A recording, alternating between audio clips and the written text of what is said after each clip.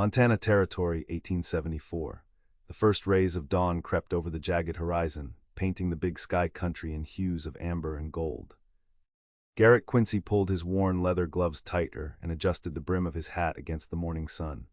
At 25, his face still carried the smooth features of youth, though 3 years working cattle had weathered his skin to a golden tan. The harsh Montana winters and scorching summers had forged lean muscle beneath his chambray shirt, but had not yet stolen the hopeful light from his hazel eyes.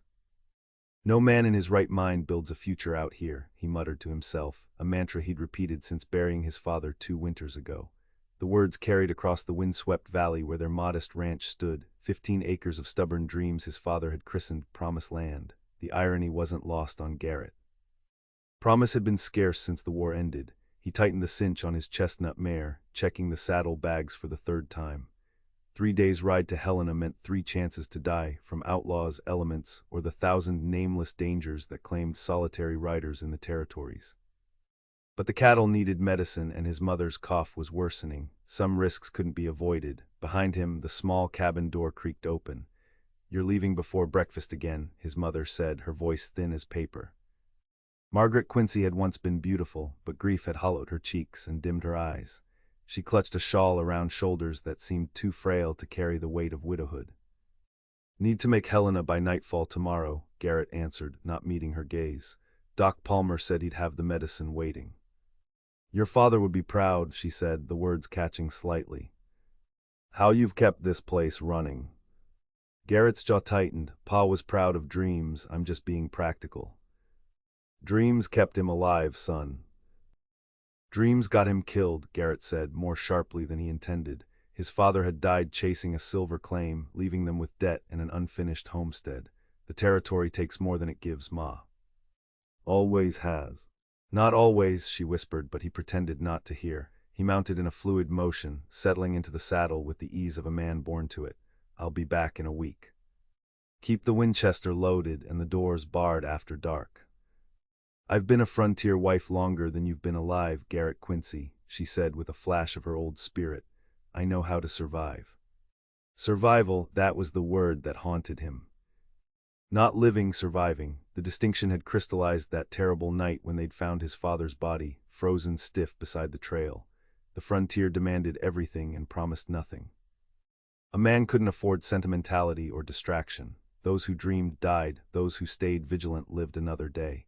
As he rode toward the distant mountains, Garrett carried this certainty like armor. The territory was no place for softness, no place for trust beyond family, no place for the foolishness of love. 3 hard days later, with the medicine secured and supplies loaded, Garrett allowed himself one night at Helena's Silver Dollar Saloon before the journey home. Not for the whiskey or the card games that separated fools from their money, but for the simple comfort of walls and a roof during the approaching storm. Dark clouds massed on the horizon, promising the kind of downpour that turned trails to mud and streams to death traps. The saloon hummed with the usual collection of miners, cowboys, and those who preyed on both. Garrett claimed a corner table, his back to the wall, and nursed a single whiskey while studying the room. He'd learned long ago that listening yielded more valuable information than talking. Another flood of Easterners coming through next week, a grizzled prospector announced to no one in particular. Fancy clothes and soft hands, territorial chew 'em up by winter. "Heard they're bringing unmarried women this time," another man commented. "Trying to civilize the place." Laughter rippled through the room. "Takes more than women to civilize Montana." "Takes churches and lawmen," the bartender added. "Takes hangings," someone muttered from the shadows. Garrett said nothing, but his thoughts drifted to the abandoned homesteads he'd passed on his journey, testament to those who'd come with hope and left with nothing. The territory didn't care about dreams or desires, it took indiscriminately. The saloon doors swung open, sending a gust of wind across the room that disturbed the hazy tobacco smoke. Conversation momentarily ceased as a man with a silver star pinned to his vest entered, followed by a young woman unlike any Garrett had seen in Helena. She stepped carefully across the threshold, her skirts gathered in one gloved hand to avoid the spittoon-stained floorboards. Though dressed for travel in a simple blue calico dress with a high collar, there was an unmistakable refinement in her posture and the graceful way she carried herself. Her honey blonde hair was pinned neatly beneath a modest bonnet, though a few tendrils had escaped to frame a face that belonged in an artist's rendering, not a frontier saloon. "Stay close, Miss Ackerman," the lawman said, leading her toward the bar. "The stage won't leave till morning, and this is the only establishment with proper rooms." "I understand, Marshal," she replied, her voice soft but clear, carrying an Eastern accent that stood out like silk among burlap. Even from across the room, Garrett could see she was young, perhaps 20, and completely out of place. Her complexion was too fair, her hands too delicate. The territory would devour her within months. The marshal rapped his knuckles on the bar. "George, this here is Miss Emma Ackerman. She needs your best room for the night, clean sheets, working lock. She's continuing to her brother's homestead tomorrow." The bartender nodded, wiping his hands on his apron. "Of course, Marshal. We don't get many unaccompanied ladies, but—" "My brother is expecting me," she interjected with quiet dignity. "He's established himself near Fort Benton. Our parents recently passed, and I've come to join him." Garrett turned his attention back to his whiskey. Another dreamer with Eastern notions about the West. He'd seen dozens pass through, their hopes as fragile as their constitutions. Some returned east within months, others disappeared into the vastness of the territory, their fates unrecorded. It wasn't his concern, yet when a commotion erupted at the bar minutes later, he found himself on his feet before conscious thought took hold. "Pretty little thing like you shouldn't be going to no homestead," a red-faced miner was saying, his meaty hand closing around the woman's wrist. "I got a claim that's showing color, could use a wife to make it homey." The marshal had stepped away, and the bartender was occupied with other customers. The woman Emma pulled against the man's grip, her composure cracking. "Please release me, sir. I am not seeking a husband." "Everyone's seeking something in the territory," the miner slurred, tightening his hold. Garrett moved without deciding to, covering the distance in 4 long strides. "The lady asked you to let go," he said, his voice level but carrying an unmistakable edge. The miner turned, belligerence flashing in his bloodshot eyes. "This ain't your business, cowboy." "Making it my business." Garrett kept his hands loose at his sides, ready. He'd avoided trouble in Helena for years, but some lines couldn't be crossed. Let her go, and we'll forget this happened. For a moment, violence seemed inevitable. Then the miner's gaze dropped to Garrett's right hand, hovering near the worn handle of his Colt. A flash of calculation crossed the older man's face, followed by the false joviality of the suddenly sober. "Just being friendly," he muttered, releasing Emma's wrist. "No harm meant." Garrett remained still until the miner retreated to his table, then turned to the young woman. Up close, her eyes were a startling shade of blue, clear as mountain lakes and just as deep. A flush colored her cheeks, whether from fear or indignation he couldn't tell. "Thank you," she said, rubbing her wrist where red marks were already forming. "I'm not accustomed to such forwardness." "You shouldn't be traveling alone," Garrett said, more harshly than he intended. "The territory isn't Boston or Philadelphia." Her chin lifted slightly. "I'm from Pittsburgh, actually, and I'm well aware of the frontier's dangers, Mr. Quincy, Garrett Quincy." "Emma Ackerman," she offered a gloved hand, which he took briefly, uncomfortably aware of his own calloused palm. "And I assure you I didn't choose to travel unaccompanied. My escort fell ill in Omaha, and continuing alone seemed preferable to waiting indefinitely." A foolish decision, Garrett thought, but kept the judgment from his face. "Your brother's place, how far past Fort Benton?" 2 days' ride, according to his letters, along the Marias River." She hesitated. "He sent funds for a guide from Fort Benton, but guides can be as dangerous as the territory." Garrett finished her thought, knowing the risks a young woman faced alone on the frontier.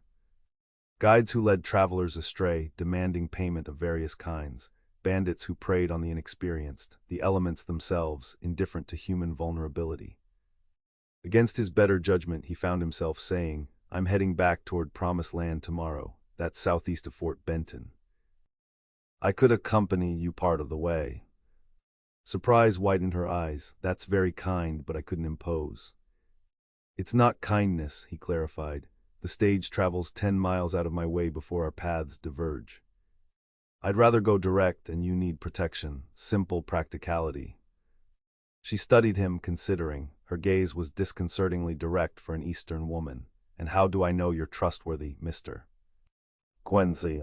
A fair question that caught him off guard. "You don't," he admitted, but Marshal Denton knows my family. My ranch is registered. I'm returning with medicine for my mother and cattle. I have reasons to reach home safely." The marshal returned before she could respond, casting a suspicious glance between them. "Everything all right, Miss Ackerman?" "Yes, Marshal," Mr. Quincy intervened when a patron became insistent. She gestured toward Garrett. "He's offered to accompany me part of the way to Fort Benton, as our routes apparently overlap." The marshal's weathered face creased with consideration. "Quincy, Margaret's boy." Garrett nodded. "Yes, sir." "Known his family 10 years, the marshal told Emma. "Solid people. Lost his father couple years back, if I recall." 2 winters ago, Garrett confirmed quietly. The marshal nodded slowly. "If you're offering escort, that might be safer than the stage. Heard rumors of trouble along the northern route. Nothing confirmed, but—" "Trouble?" Emma asked. "Just rumors," the marshal repeated firmly. "But a direct route with someone who knows the territory might be prudent." Emma hesitated, then turned to Garrett with renewed assessment. "Would we depart in the morning, Mr. Quincy?" "First light," he confirmed. "Weather's turning. Need to cross the Missouri before the rains raise the water level." She seemed to make a decision, straightening her shoulders with quiet determination. "Then I accept your offer, Mr. Quincy, and thank you for it." The marshal nodded approvingly. "I'll have a word with George about that room now," and Quincy, his gaze hardened. "Miss Ackerman is under my protection until she leaves Helena." The implication was clear. Garrett merely nodded, recognizing the warning as proper caution rather than personal insult.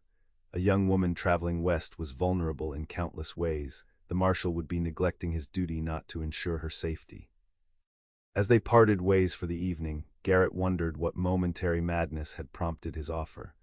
The last thing he needed was responsibility for an Eastern woman with no conception of frontier hardships. His journey home would be slower, more dangerous with her presence. Yet as he settled onto his rented bed above the saloon, Garrett found himself remembering the quiet dignity with which she'd faced the miner, not cowering, but standing her ground despite her fear.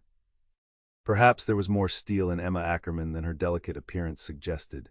It made no difference, he told himself firmly. He would deliver her to the Fort Benton road, ensure she connected with her brother's guide, and continue home. Their paths would cross briefly, then diverge forever, like so many momentary encounters in the vastness of the territory.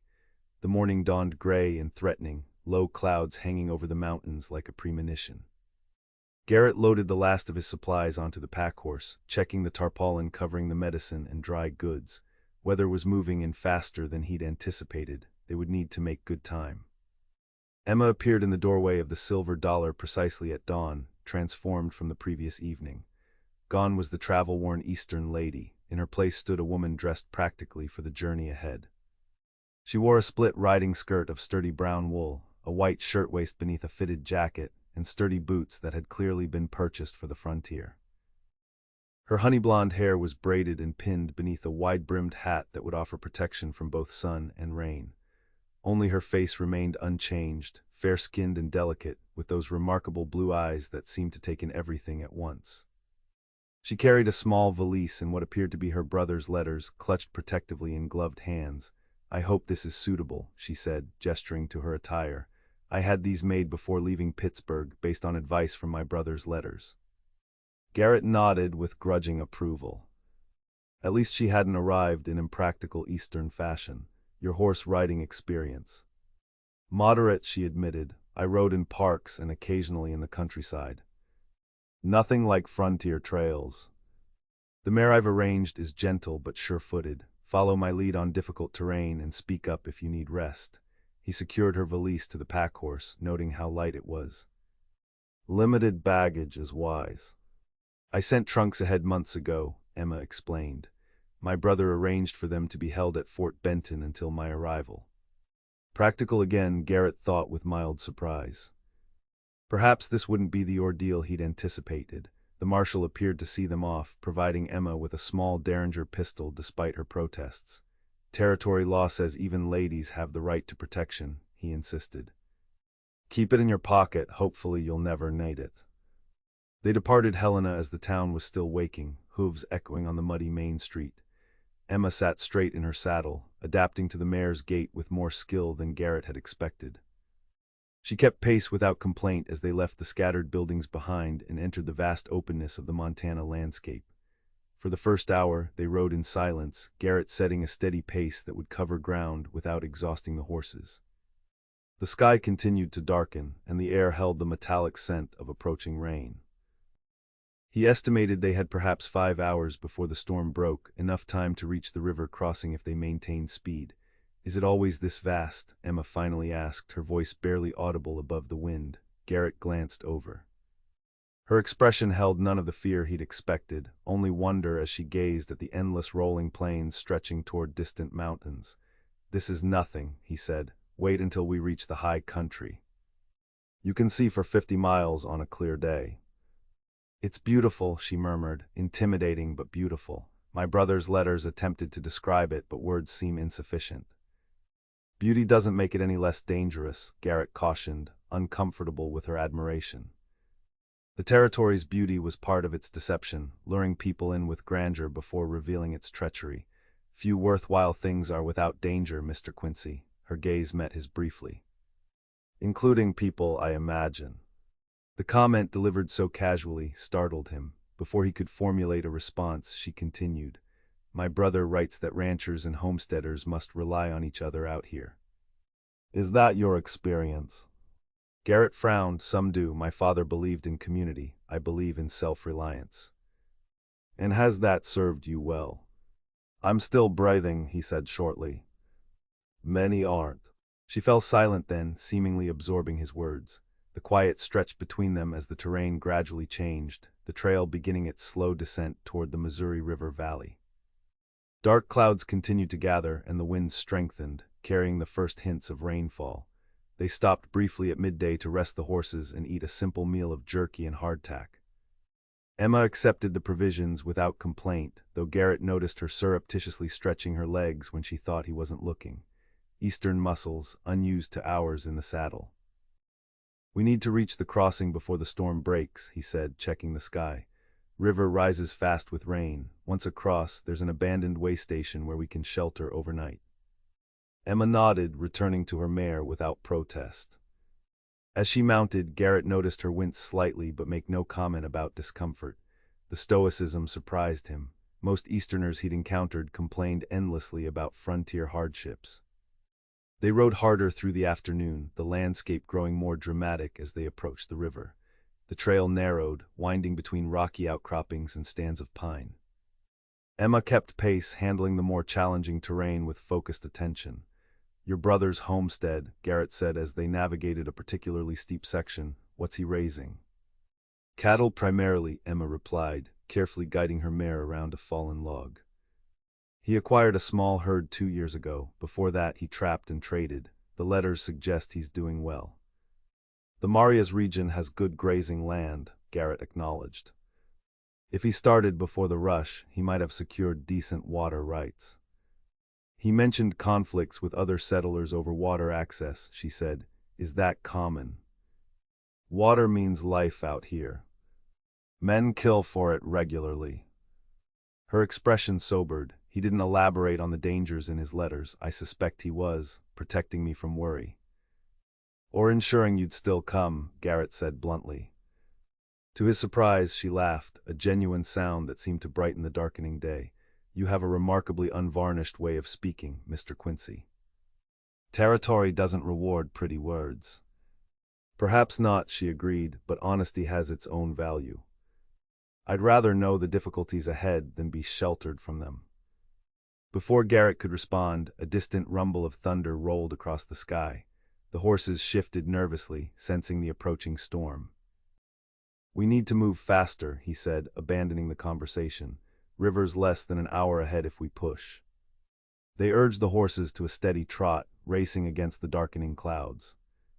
The temperature dropped noticeably as they descended toward the river valley, and the first fat droplets of rain began to fall, striking the brim of Garrett's hat with audible taps. When they crested the final ridge overlooking the Missouri, Garrett drew his horse to an abrupt halt. Emma pulled alongside, her question dying on her lips as she saw what had stopped him. The river, normally a manageable crossing at this point, had already begun to rise. The recent rains upstream had swollen it beyond its banks, transforming the usual ford into a churning expanse of muddy water. "We're too late," Emma said quietly. Garrett surveyed the crossing with narrowed eyes, calculating. "Not necessarily. The main surge hasn't hit yet. We can still make it, but we need to go now." "Is it safe?" She eyed the turbulent water doubtfully. "No," he admitted, "but waiting would be more dangerous. That storm," he nodded toward the approaching wall of dark clouds, "will turn this crossing impossible for days, maybe weeks. There's no shelter on this side, and we'd be exposed to the full force of the weather." Emma studied the river, then the threatening sky, before meeting his gaze with surprising steadiness. "What do we do?" "Stay close to me. If your horse starts to panic, drop the reins and let her find her own footing. If you go into the water, don't fight the current, move with it diagonally toward the far shore." He hesitated, then added grimly, "And if I tell you to do something, do it immediately." "No questions." She nodded, her face pale but composed. "I understand." They descended the steep trail to the riverbank as rain began falling in earnest. The crossing point was marked by wooden stakes driven into both banks, guides that would soon be submerged as the water continued to rise. Garrett tested the edge, watching how the current pulled at his horse's legs. "I'll go first," he called over the growing roar of water and rain. "Keep your mare about 10 feet behind mine. Watch where I cross, the footing will be the same for you." Emma nodded again, her knuckles white where she gripped the reins. Rain plastered strands of blonde hair to her face, but her expression remained determined. Garrett urged his horse forward into the churning water. The animal resisted briefly, then stepped in with practiced caution. He felt the powerful push of the current as they moved deeper, the water rising to his horse's chest. Behind him, Emma followed as instructed, her mare snorting nervously but continuing forward. They were halfway across when disaster struck. A large branch, carried by the swelling current, slammed into the side of Emma's horse. The mare reared in panic, nearly unseating her rider. Emma clung desperately to the saddle horn, crying out as the horse lost its footing in the muddy riverbed. Garrett wheeled his mount around, fighting against the current to reach them. "Let go of the reins," he shouted over the roar of water. Emma obeyed instantly, releasing her tight grip. The mare, freed from human guidance, found her footing and lunged forward, carrying Emma into deeper water. For a terrifying moment, horse and rider disappeared beneath the surface. Garrett drove his heels into his mount's flanks, pushing toward the spot where they'd gone under. Then, 10 yards downstream, Emma's mare burst from the water, still carrying her rider. The horse, operating on pure survival instinct, struck out diagonally for the far shore. Garrett followed, keeping his mount steady through the deepest part of the crossing. The pack horse struggled behind them, weighed down by supplies, but managed to keep moving. The rain fell in blinding sheets now, reducing visibility to mere yards. Emma reached the far bank first, her mare scrambling up the muddy incline. Garrett arrived moments later, relief flooding through him as he saw she'd maintained her seat.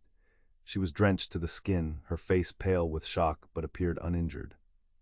"Are you hurt?" he called, dismounting to check the pack horse and supplies. She shook her head, water streaming from her hat brim. "Just cold and startled." The tarpaulin had held, the medicine and supplies remained dry. Garrett secured the loosened packs, then turned to Emma, who had dismounted and stood shivering beside her nervous mare. "The way station is about 2 miles upriver," he said, raising his voice above the downpour. "Can you ride?" "Yes," she answered without hesitation, though her hands trembled as she gathered the reins.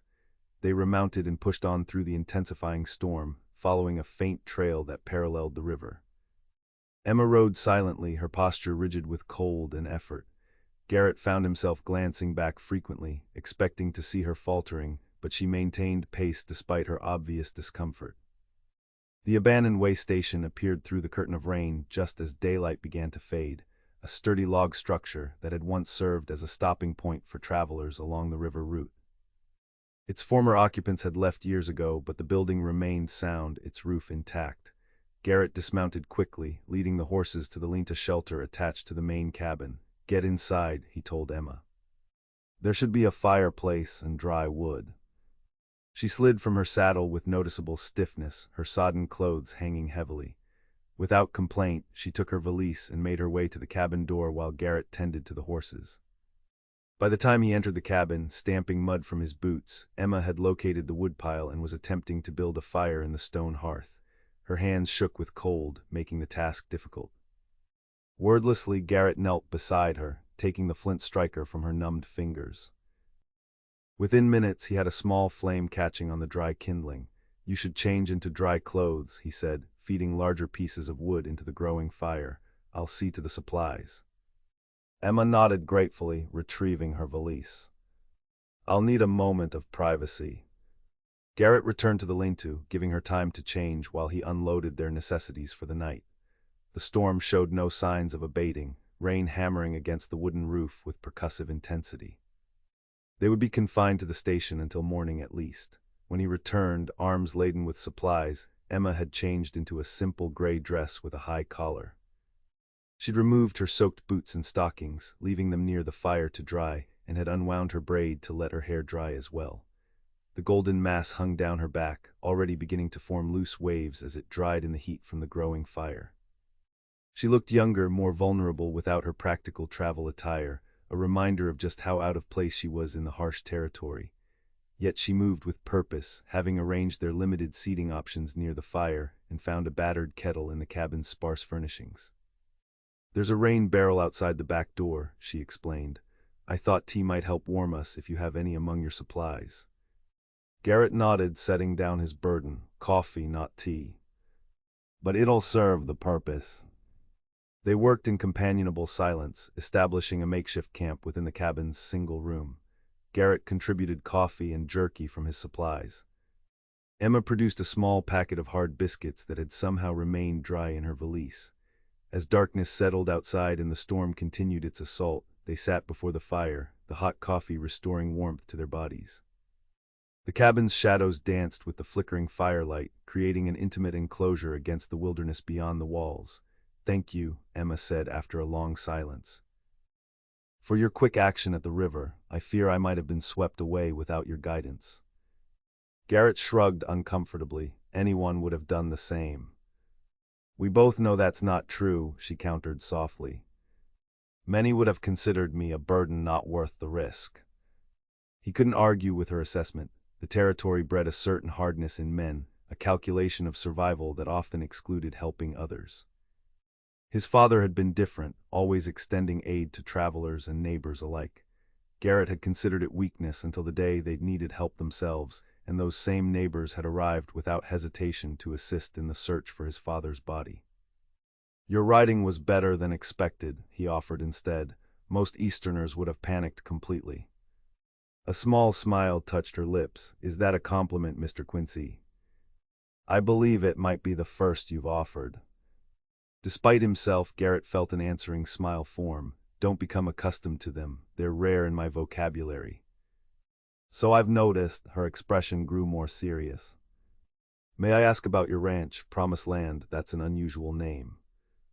"My father's choice," Garrett said, his tone cooling slightly. He had biblical notions about the territory. "Saw it as a place of redemption and possibility." "And you disagree?" It wasn't a question, but Garrett answered anyway. "The territory doesn't promise anything except hardship. Those who survive do so through vigilance and self-reliance, not dreams or faith." Emma studied him over the rim of her cup. "Yet you maintain the ranch. You could have sold it after your father's passing." "It's my mother's home," he said simply. "And despite its failings, it's ours, paid for in blood and sweat." "Your father's dream has become your responsibility," she observed. The assessment was uncomfortably accurate. Garrett shifted, adding another log to the fire. "What about your brother? What drove him west?" "Adventure initially," Emma replied. "Our father was a steel mill manager, secure but confining. Edward always wanted something more expansive. When he wrote about Montana," she gazed into the fire. "It sounded like freedom." "And you? Why leave Pittsburgh?" A shadow crossed her face. "After our parents died, fever took them both within a week of each other. There seemed little reason to stay. I taught at a girls' school, but—" she hesitated. "Circumstances made continuing there difficult." Garrett heard the careful evasion but didn't press.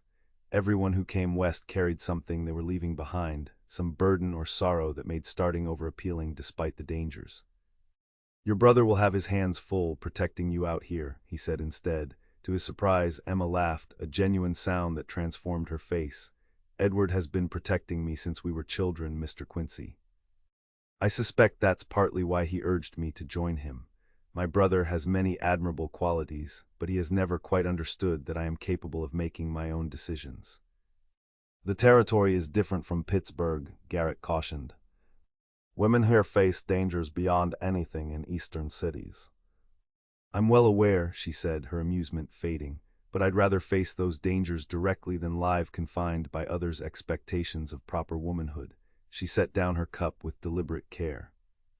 I may appear delicate, Mr. Quincy, but I assure you, I'm not nearly as fragile as I look. The firelight caught the determination in her blue eyes, lending them a luminous quality that held Garrett's attention longer than he intended. He looked away first, uncomfortable with the unfamiliar tightness in his chest. We should rest, he said, rising to check the barred door and shuttered windows one final time. We'll need to start early tomorrow to make up for lost time. The storm may have washed out portions of the trail. Emma nodded, preparing her bedroll near the fire, while Garrett arranged his own on the opposite side of the hearth. The cabin's single room offered no privacy, but frontier propriety had its own rules. They would sleep fully clothed with the fire between them, the same arrangement countless travelers had employed in similar circumstances. As the fire died down to embers and the storm continued its assault on the cabin, Garrett found sleep elusive. He was acutely aware of Emma's presence across the hearth, her breathing eventually growing deep and regular as exhaustion claimed her. Her face in repose looked younger, the determined set of her jaw softened by sleep. What drove a young woman to abandon everything familiar for the uncertainties of the frontier, he wondered. The brothers' presence explained part of it, but Garrett sensed there was more to Emma Ackerman's story than she'd revealed. Whatever circumstances had made continuing in Pittsburgh difficult, they must have been compelling to drive her into the wilderness alone. Not that it mattered, he reminded himself firmly. Tomorrow they would continue their journey. Within days she would be delivered to her brother's homestead, and Garrett would return to Promised Land and his responsibilities there. Their paths had crossed briefly, as happened occasionally in the vastness of the territory, but would soon diverge permanently. This knowledge should have been comforting, a return to the predictable solitude he'd maintained since his father's death. Instead, as sleep finally began to claim him, Garrett found himself strangely reluctant to see their journey end. Morning arrived with unexpected clarity, the storm having passed during the night to leave a washed-clean sky of brilliant blue. Garrett woke at first light, finding Emma already up and rekindling the fire with practiced motions. The rain stopped about an hour ago, she said without turning. I checked the horses. They seem recovered from yesterday's ordeal. Garrett nodded, surprised at her initiative. The river will still be high. We'll need to follow it upstream to the Narrows crossing. Will that delay us significantly? Emma asked, setting water to heat for coffee. A day, perhaps more. He studied her reaction, expecting disappointment or complaint. Instead, she merely nodded. Then we should start as soon as possible. I've repacked my things and found some forgotten provisions in the storage chest, dried apples and salt pork that appear untouched. The practicality of her response caught Garrett off guard again. Most travelers he'd guided complained endlessly about delays and discomforts. Emma seemed to accept the territory's challenges with remarkable equanimity. They departed within the hour, the sun warming their backs as they rode along the river's swollen course. The storm had indeed transformed the landscape, leaving sections of trail washed away and forcing detours through more difficult terrain. Emma handled these obstacles without complaint, focusing her attention on guiding her mare safely across muddy stretches and around fallen trees. By midday, they had made less progress than Garrett had hoped. The going was slower than anticipated, the trail conditions deteriorating as they moved further from established routes. When they stopped to rest the horses and eat a spare meal of jerky and dried apples, he studied their map with concern. We won't reach the Narrows crossing before nightfall, he admitted. There's a trapper's cabin about 5 miles ahead where we can shelter tonight. Tomorrow's ride will be longer, at least 12 hours in the saddle to reach the Fort Benton road. Emma accepted this news calmly, while massaging her obviously sore muscles. Will we reach my brother's homestead by the following day? Depends on conditions, Garrett hedged. The rain may have affected all the regional waterways. We might face more detours. She absorbed this information with a small nod, then asked, "Is your mother expecting you by a certain day? I don't wish to cause worry by delaying your return." The question surprised him. Few travelers considered their guide's obligations. She knows frontier travel is unpredictable. A few days' delay won't concern her. "Still, I'm grateful for your assistance," Emma said, meeting his gaze directly. "I understand now how foolish it would have been to attempt this journey alone." Garrett looked away first, uncomfortable with her gratitude. "We should continue while daylight holds." They remounted and pressed on, the terrain becoming increasingly rugged as they followed the river's course upstream. The afternoon sun beat down, evaporating moisture from the sodden ground and creating a humid atmosphere that left them both sweating and uncomfortable. As they navigated a particularly treacherous section where the trail narrowed between river and rocky outcropping, Garrett heard Emma's sharp intake of breath behind him.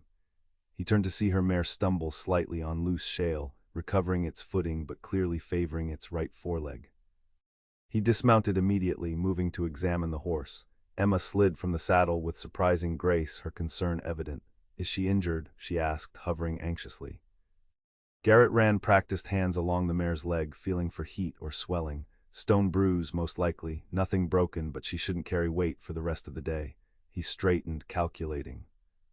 "The trapper's cabin is still 3 miles ahead." Emma bit her lower lip. "I could walk alongside her." "No," Garrett interrupted. "The trail gets worse before it improves. We'll double up on my gelding until we reach shelter. Your mare can follow without burden."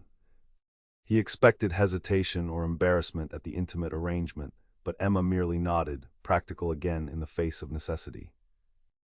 Garrett mounted first, then extended his hand to help her up behind him.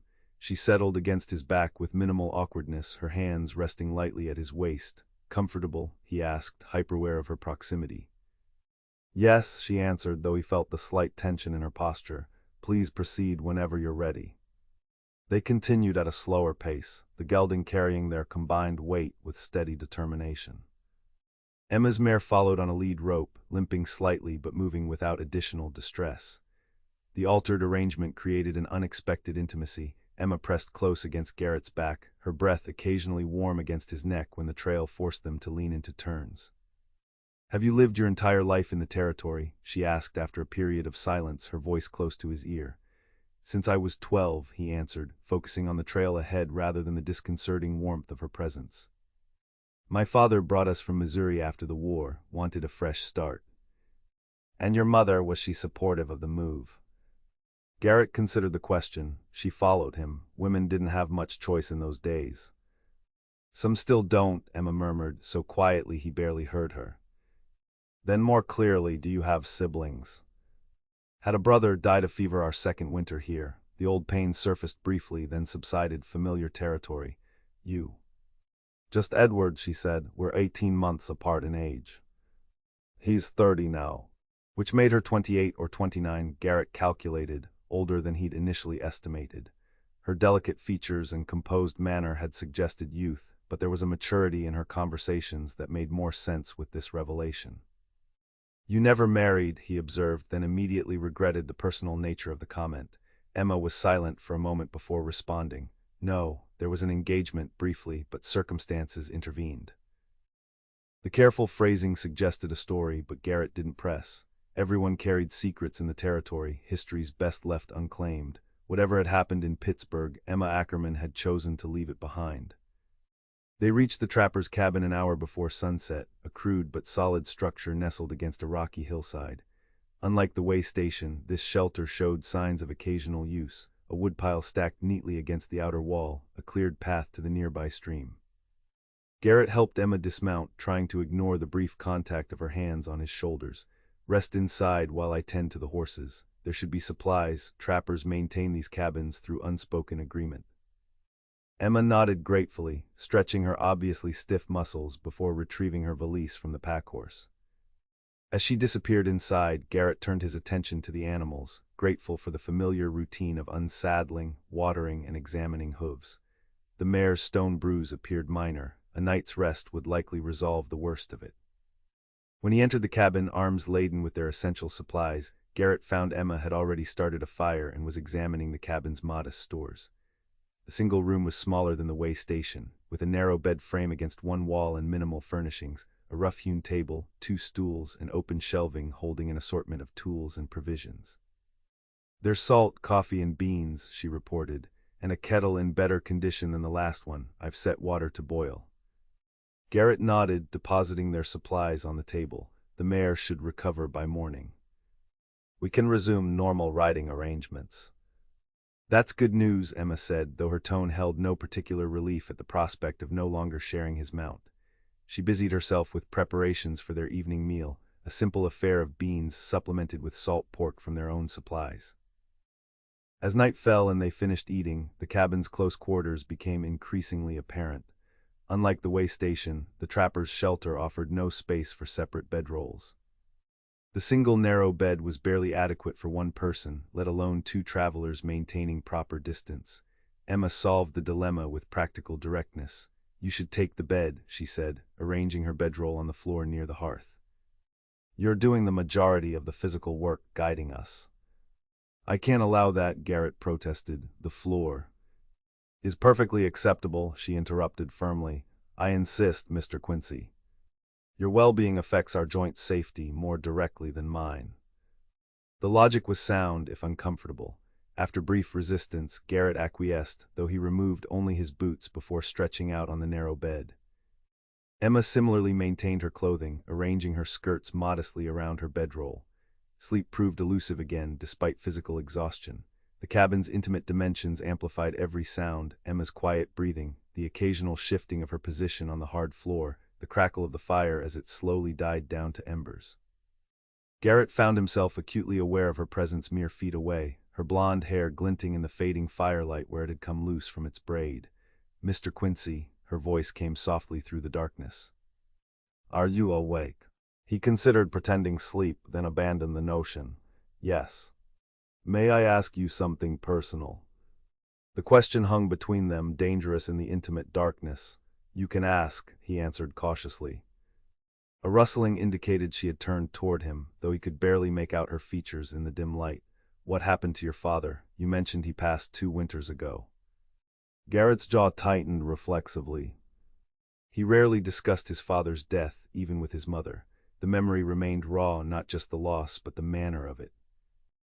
"Silver fever," he said finally, the words bitter in his mouth. "Not the illness, the madness that makes men abandon sense for dreams of riches." Emma remained silent, waiting for him to continue. "He heard rumors of a strike in the hills northeast of our ranch," Garrett elaborated reluctantly. "Convinced himself it was the answer to our struggles. The ranch was failing that year, drought had weakened the herd, creditors were threatening foreclosure. He saw silver as our salvation." He paused, the familiar anger rising in his chest. "I told him it was fool's gold, rumors designed to separate desperate men from their remaining resources. We argued. He went anyway in December, with inadequate supplies and more hope than sense. When the storm hit, he was 3 days out," Garrett continued, his voice flat. "We found him a week later, frozen beside the trail. He'd tried to return when the weather turned, but miscalculated his position. Ended up in a box canyon with no shelter." The silence stretched between them, broken only by the occasional pop of an ember in the dying fire. "I'm sorry," Emma said finally, her voice gentle with understanding rather than pity. "It must have been devastating for you and your mother." "For her, yes," Garrett stared at the darkened ceiling. "For me, it was a lesson. Dreams kill in the territory. Survival requires focus, practicality, and acceptance of what is rather than pursuit of what might be." "And yet," Emma observed quietly, "your mother still lives at Promised Land, your father's dream." The observation struck uncomfortably close to the contradiction Garrett had never fully resolved. "She refuses to leave," he said shortly, "and I've managed to make it sustainable, if not prosperous. We survive." "Is survival enough?" Emma asked, the question hanging in the darkness between them. Garrett turned toward her, making out the pale oval of her face in the faint moonlight filtering through the cabin's single window. "Out here. Yes, survival is enough. Those who expect more usually end up disappointed, or dead." She was silent so long he thought the conversation had ended. Then, "I haven't been loved in years," she whispered, the words so soft he nearly missed them. "Not since my parents died, not truly." The unexpected confession caught Garrett completely off guard, its naked vulnerability piercing through his practiced detachment. Before he could formulate a response, Emma continued, her voice barely audible. "That's the real reason I came west, not just for Edward, though I miss him dearly. But because Pittsburgh held nothing but hollow courtesies and conditional regard, I thought perhaps the territory, for all its harshness, might offer something more authentic. Even if dangerous." Garrett found himself without words, disarmed by her honesty.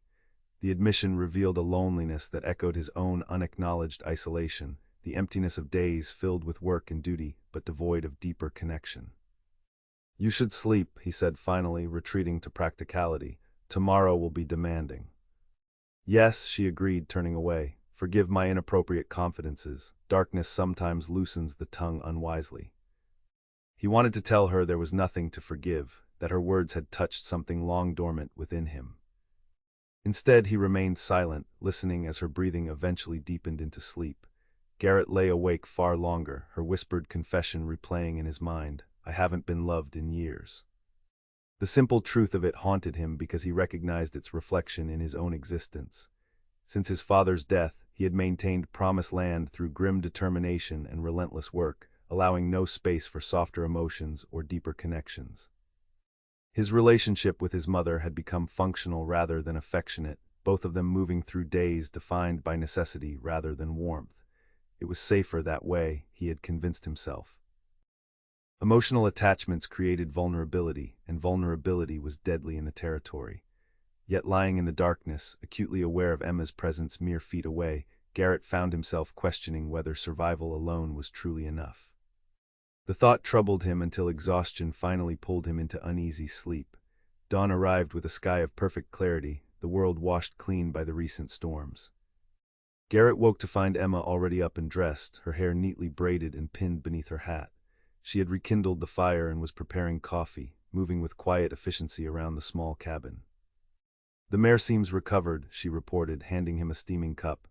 "I checked her leg while fetching water, no heat or swelling evident." Garrett nodded, oddly discomfited by her composed demeanor after the intimacy of their nighttime conversation. She showed no sign of embarrassment over her confession, treating the morning with brisk practicality that matched his own usual approach. They departed within the hour, the sun still low on the eastern horizon. Emma mounted her mare without assistance, settling into the saddle with growing confidence. The horse showed no sign of yesterday's lameness, moving easily along the rocky trail as they continued their journey upstream toward the Narrows crossing. The day unfolded in a pattern of steady travel interspersed with brief rests to water the horses and stretch tired muscles. Emma kept pace without complaint, handling her mount with increasing skill as they navigated the challenging terrain.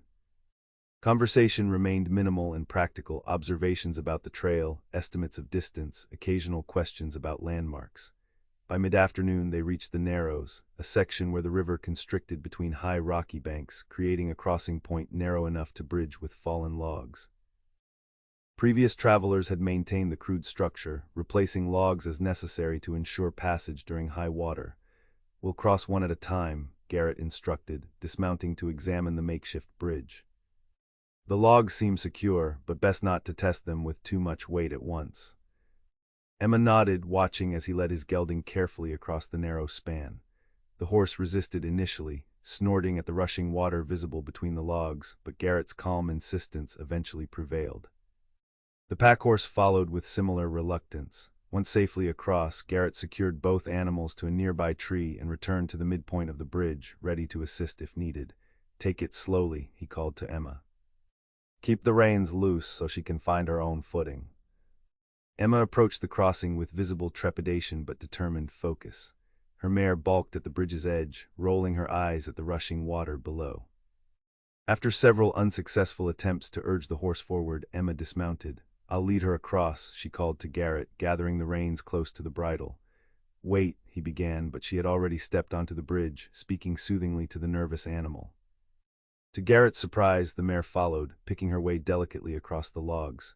Emma moved with careful deliberation, maintaining gentle but confident pressure on the reins. When they reached the midpoint where the bridge narrowed further, Garrett extended his hand. "I've got her," Emma said, not reaching for his assistance. "She's responding well." The quiet pride in her voice stopped his protest. He stepped back, allowing her to complete the crossing independently. When they reached solid ground, Emma's face showed the mixture of relief and satisfaction that came with overcoming a difficult challenge. "Well done," Garrett acknowledged, helping secure the mare alongside the other horses. Most Easterners would have panicked at the first resistance. Emma's smile was brief but genuine. "Perhaps I'm adapting to frontier requirements more quickly than anticipated."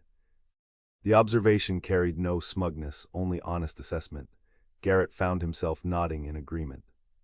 In the brief time they'd traveled together, Emma had demonstrated remarkable resilience and practical sense, qualities essential for survival in the territory. They continued their journey with renewed energy, following a game trail that wound through stands of pine toward higher ground.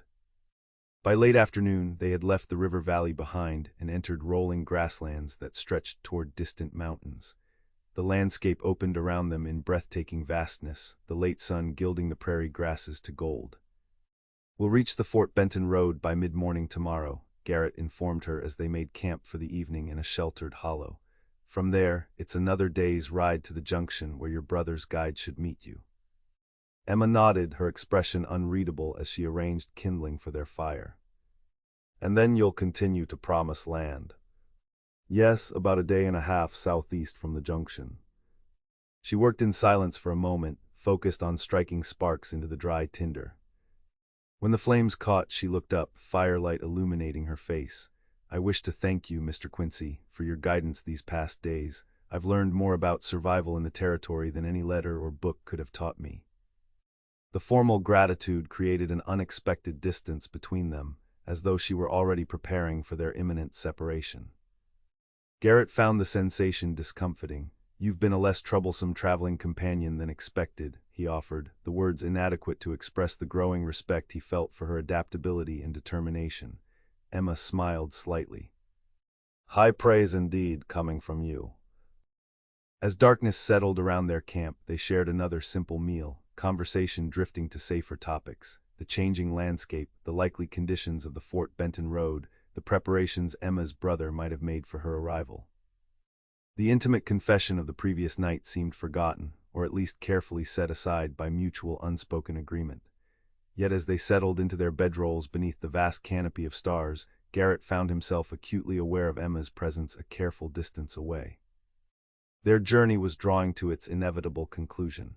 Soon she would continue to her brother's homestead, and Garrett would return to Promised Land and the responsibilities waiting there. The thought brought an unexpected hollowness, a sensation he refused to examine too closely as sleep finally claimed him. Morning dawned clear and cool, the grasslands shrouded in mist that burned away as the sun climbed higher. They broke camp efficiently, each now familiar with the routine established over their days together. Emma moved with growing confidence, handling her share of the tasks without hesitation or need for instruction. "The Fort Benton road should be just beyond that ridge," Garrett said as they rode through the rolling grassland. "Once we reach it, we'll make better time on established trails." Emma nodded, shading her eyes to study the horizon. "Will we encounter other travelers?" "Likely. The road serves as the main artery between Helena and Fort Benton, with connections to most of the northern settlements." The prospect of rejoining civilization after days in the wilderness created a subtle shift in their dynamic. Garrett found himself increasingly aware of how their isolated journey had fostered a familiarity that would be altered once they encountered others. The thought was oddly unsettling. They crested the ridge shortly before midday, the Fort Benton road visible below as a well-worn track cutting through the prairie. In the distance, a plume of dust indicated an approaching wagon train, perhaps the group of settlers the marshal had mentioned in Helena. "We'll wait here until they pass," Garrett decided, reining in his gelding. No sense getting caught in their dust or answering unnecessary questions. Emma agreed without comment, dismounting to stretch her legs while they waited. She stood at the ridge's edge, gazing out over the expansive landscape with an expression Garrett couldn't quite interpret, part wonder, part apprehension, part something deeper he hesitated to name. "Will your brother's homestead have views like this?" he asked, joining her after securing the horses. His letters describe similar vistas, she replied, though he writes more about the practical aspects: water access, grazing quality, proximity to markets. She glanced at Garrett. Not unlike your approach to the territory. He accepted the observation with a slight nod. Practical considerations determine survival. Yes, you've made that philosophy abundantly clear. A hint of something, perhaps disappointment, colored her tone. Though I wonder if focusing exclusively on survival might cause one to miss the territory's other offerings. Such as, Garrett prompted, genuinely curious about her perspective. Emma gestured toward the sweeping panorama before them. Beauty, possibility, freedom from the constraints that bind people in more civilized places. She turned to face him directly, the opportunity to define oneself beyond past failures or limited expectations. The words struck closer to Garrett's guarded thoughts than he found comfortable. Before he could formulate a response, Emma continued, her gaze returning to the horizon. I understand why you emphasize survival, Mr. Quincy. The territory's dangers are real and immediate. But perhaps there's more to building a life here than merely persisting through hardship. The simple wisdom of her statement resonated uncomfortably with questions Garrett had refused to acknowledge since his father's death. He had dedicated himself to maintaining Promised Land through sheer determination, measuring success solely in terms of continued existence. The possibility that survival might be insufficient, that a meaningful life required more, threatened the carefully constructed framework of his beliefs. Before he could respond, the approaching wagon train drew close enough to distinguish individual vehicles, 5 Conestoga wagons accompanied by mounted riders, moving at the steady pace of experienced travelers. Garrett estimated perhaps 20 people total, likely a communal settlement group rather than separate families. We should continue once they've passed, he said, retreating to practical considerations. We can reach the junction by nightfall if we maintain good pace. Emma nodded, though something in her expression suggested disappointment at his evasion. They returned to their horses, watching as the wagon train proceeded along the road below. The settlers appeared well organized, their wagons properly loaded and animals in good condition, signs of adequate preparation that improved their chances of successful establishment. Once the dust had settled, Garrett led their small party down to the road and turned northward toward Fort Benton. The established trail allowed faster travel than the wilderness routes they'd followed previously, and they made good progress through the afternoon. As the sun began its descent toward the western mountains, they approached the junction where the main road continued toward Fort Benton, while a smaller trail branched westward toward the Marias River and presumably Emma's brother's homestead. We'll camp here tonight, Garrett decided, indicating a small copse of trees near a spring-fed creek. Your brother's guide should arrive by mid-morning tomorrow, based on the schedule you described. Emma dismounted, her movements betraying fatigue from the long day's ride. And if no guide appears? The question held no alarm, merely practical consideration of contingencies, another indication of how quickly she'd adapted to frontier thinking. Then I'll accompany you further, Garrett said without hesitation. I won't leave you stranded. She smiled briefly, the expression warming her face. Thank you, though I hope it won't be necessary to impose on your kindness further. They established camp with the efficient partnership developed over their days together, Garrett tending the horses while Emma prepared their meal, each anticipating the other's needs with minimal discussion. The routine felt surprisingly comfortable, a realization that unsettled Garrett as he considered their imminent parting. As twilight deepened around them and their fire burned low, conversation remained sparse. Emma seemed lost in thought, perhaps contemplating the approaching reunion with her brother and the new life awaiting her. Garrett found himself unusually reluctant to disturb her reflections, content to sit in companionable silence as stars emerged in the darkening sky. Will you tell me about Promised Land? She asked eventually, her voice soft in the gathering darkness. Not the practical aspects, I understand those well enough, but what it means to you beyond survival. The request caught Garrett off guard. He had spoken of the ranch only in functional terms throughout their journey: acreage, water rights, cattle counts. The deeper meaning Emma sought touched upon emotions he'd carefully avoided examining. It was my father's dream, he began reluctantly. When we arrived in the territory, the land was untamed, beautiful but harsh. He saw potential where others saw only hardship. Named it Promised Land because he believed it represented opportunity, not just for our family, but for everyone who worked it. Garrett paused, memories surfacing that he'd long suppressed. The first few years we barely survived: drought, harsh winters, illness. My brother's death nearly broke my parents, but my father insisted the land would provide if we persevered, and eventually it did. The herd grew, crops yielded, we built connections with neighboring ranches. For a time, it seemed his faith had been justified. Until the drought 3 years ago, Emma supplied quietly. Garrett nodded, staring into the dying fire. Everything withered, cattle died, creditors threatened foreclosure. My father became desperate, convinced only a miracle could save what he'd built. The familiar bitterness crept into his voice. That's when the silver rumors started. And he left to find salvation, Emma concluded, and died chasing phantoms, Garrett confirmed harshly, leaving me to salvage what remained through practical means: reduced herd, minimized expenses, endless work. We survived, but the dream died with him. Emma considered his words in silence, her face thoughtful in the firelight. Perhaps, she said finally, the dream wasn't the problem.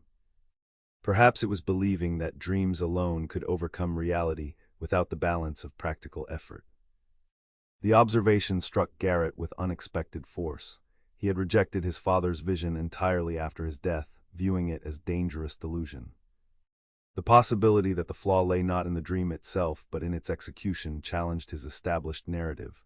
Dreams still carry danger in the territory, he maintained. Those who succeed do so through vigilance and realistic assessment, not hopeful visions. Can they not coexist? Emma pressed gently. Vision providing direction while practical skills enable survival. One without the other seems incomplete. Garrett had no immediate answer. The question undermined the rigid framework he'd constructed after his father's death, the belief that dreams and survival were fundamentally incompatible in the harsh reality of the frontier. Emma seemed to sense his discomfort, changing the subject with tactful awareness. What will you do when you return, to promised land, I mean? Grateful for the shift to more concrete matters, Garrett outlined the tasks awaiting him: delivering the medicine for his mother, treating the cattle, repairing fences damaged during the recent storms. The familiar recitation of responsibilities restored his equilibrium, returning him to the solid ground of practical concerns. As they prepared for sleep, arranging bedrolls on opposite sides of the dying fire, Garrett found himself watching Emma more closely than usual. Tomorrow would likely bring their parting, she to her brother's homestead, he to promised land. Their paths, having intersected briefly, would diverge permanently. The thought brought an unexpected sense of loss, not simply for her company, which had proven unexpectedly agreeable, but for the questions her presence had awakened. Questions about whether survival alone constituted a life worth living, whether dreams and practicality might coexist rather than oppose each other. Questions he had carefully avoided since watching his father's casket lowered into the hard Montana earth. Morning arrived with a sky of brilliant blue, the junction bathed in early sunlight that turned the prairie grasses to gold. Garrett woke to find Emma already up, her valise packed and her appearance arranged with particular care. She had changed into a fresh shirtwaist and brushed her honey blonde hair until it shone, though she maintained the practical riding skirt for the final leg of her journey. No sign of a guide yet, she reported, pouring coffee into a tin cup for Garrett, but it's early still. He accepted the coffee with a nod of thanks, noting the slight tension in her movements, anticipation mixed with apprehension. Your brother's homestead, how established is it? His letters describe a substantial cabin, fenced pasture for the cattle, and a small kitchen garden, Emma replied. He mentioned building a separate room for my accommodation, though I suspect it will be rudimentary compared to Pittsburgh standards. The first years are always hardest, Garrett acknowledged. But if he has water rights secured and decent grazing land, the foundation is sound. They ate a simple breakfast while the sun climbed higher, periodically scanning the western trail for any sign of approaching riders. By mid-morning, with no guide yet arrived, Emma's composed expression showed the first hints of concern. Perhaps he was delayed by the storms, she suggested, shading her eyes to study the empty trail. The same weather that affected our journey likely impacted travel throughout the region. Garrett nodded, though his own assessment was less charitable. Frontier promises were frequently broken, arrangements forgotten or abandoned when circumstances changed. The absent guide might indicate anything from simple delay to more troubling possibilities regarding her brother's situation. We'll wait until noon, he decided. If no one arrives by then, I'll accompany you to your brother's homestead directly. Emma's relief was visible, though she attempted to hide it. That's very kind, but I've already imposed on your time far more than intended. Perhaps I could continue alone if... No, Garrett interrupted firmly. The final stretch is often where travelers make fatal mistakes, believing their destination close enough to justify risks. I won't leave until you're safely delivered to your brother's care. She studied him for a moment, then nodded. Thank you. The hours passed slowly, conversation sparse, as both periodically scanned the horizon for approaching riders. By midday, with the sun directly overhead and the junction still deserted, Garrett made his decision. We'll continue together, he announced, rising to saddle the horses. How precise are your directions to your brother's homestead? Emma retrieved a folded paper from her valise, her brother's letter with detailed instructions. He describes landmarks rather than exact distances. A distinctive split rock formation, then a creek with 3 cottonwoods, followed by a meadow with a single standing pine. The homestead lies just beyond, at the base of a low bluff. Garrett studied the descriptions with a frown. Landmarks can be subjective, and storms may have altered some features. We'll proceed carefully and verify our route as we go. They departed the junction shortly after noon, following the smaller trail westward toward the Marias River. The path was less defined than the main road, suggesting infrequent use, but remained clearly visible across the rolling prairie. Emma rode alongside Garrett rather than behind, their horses maintaining an easy walking pace as they scanned the horizon for the described landmarks. May I ask what you'll do when you return to Promised Land? Emma inquired after they had ridden in silence for some time. Beyond the immediate tasks, I mean. Garrett considered the question, realizing he had given little thought to any future beyond the next season's requirements. Maintain what we have, he said finally. Perhaps expand the herd if the market improves. Survival remains the priority. And beyond that, Emma pressed gently, do you envision anything for yourself personally? Family perhaps, or community connections? The question touched on considerations Garrett had deliberately avoided since his father's death. The possibility of a future that included more than solitary work and obligation seemed both distant and dangerous, a distraction from the vigilance survival required. The territory doesn't encourage such plans, he replied carefully. Those who thrive focus on immediate concerns rather than distant possibilities. That seems a lonely approach to building a life, Emma observed, her tone thoughtful rather than judgmental. Loneliness is preferable to disappointment, Garrett said, the words emerging more harshly than intended. Or grief. Emma fell silent, her expression suggesting she understood the deeper implications of his response. After a moment, she changed the subject with tactful awareness of his discomfort. Tell me about the regional weather patterns. Will my brother's location experience the same conditions as Promised Land? Grateful for the return to practical matters, Garrett described the territory's seasonal variations, the warning signs of approaching storms, and the importance of preparation for winter isolation. Emma listened attentively, asking occasional questions that revealed her determination to adapt to frontier realities. As the afternoon advanced, they identified the first landmark from Edward's instructions, a distinctive rock formation split down the center like a massive cleaved heart. The confirmation that they were on the correct route visibly relieved Emma, her posture relaxing as they continued westward. The landscape gradually changed as they proceeded, the open prairie giving way to more varied terrain with scattered stands of pine and cottonwood marking the courses of seasonal streams. An hour before sunset, they located the second landmark, a creek crossed by 3 gnarled cottonwoods growing so close together their branches intertwined. We're making good progress, Garrett observed as they watered the horses. But we won't reach your brother's homestead before dark. We should camp here and continue at first light. Emma nodded, though disappointment briefly crossed her face at the additional delay. They established camp with practiced efficiency, the routine now familiar after their days together. As darkness settled around them and their fire burned low, conversation remained sparse, each apparently lost in private thoughts. Are you nervous? Garrett asked eventually, breaking the extended silence. About reuniting with your brother after so long. Emma considered the question, her face thoughtful in the flickering firelight. Yes, though not in the way you might expect. Edward and I were close as children, but we've lived separate lives for nearly a decade. His letters suggest he's changed significantly, become more self-sufficient, more confident in his abilities. And you're concerned he won't recognize similar changes in you, Garrett surmised. Her smile held surprise at his perception. Exactly. He still writes as though I'm the little sister who needed protection from schoolyard bullies and disappointed suitors. I fear he expects to find that same dependent girl arriving on his doorstep. Instead of the woman who crossed half the continent alone and navigated river crossings during spring floods, Garrett observed. Precisely, Emma's expression warmed with appreciation for his understanding. I don't wish to seem ungrateful for his concern, but I didn't come west to exchange one form of protection for another.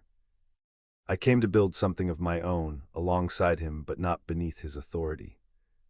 The quiet determination in her voice impressed Garrett anew.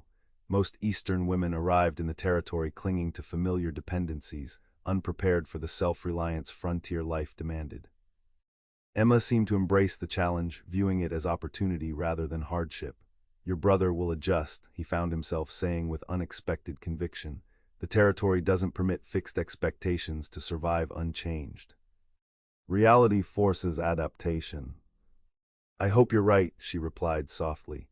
I've imagined this new beginning for so long, a chance to define myself beyond Pittsburgh's limitations and memories. To discover what I might become when not constrained by others' expectations. The vulnerability in her admission resonated uncomfortably with Garrett's own unacknowledged dissatisfaction, the sense that survival alone had proven an inadequate foundation for meaningful existence. He had maintained promised land through relentless effort, but had built nothing beyond basic continuance. They fell into companionable silence as the fire burned down to embers, each apparently contemplating the approaching conclusion of their journey together. Garrett found himself surprisingly reluctant to consider the final parting, though he carefully avoided examining the sentiment too closely. Morning arrived with a sky of perfect clarity, the world washed in golden light as they broke camp and continued westward. Emma rode with visible anticipation, her gaze constantly searching the horizon for the final landmarks that would indicate proximity to her brother's homestead. There, she said suddenly, pointing toward a distant meadow where a solitary pine stood sentinel against the sky. The standing pine Edward described. Garrett nodded, adjusting their course slightly to approach the meadow directly. As they drew nearer, he studied the surrounding terrain with growing concern.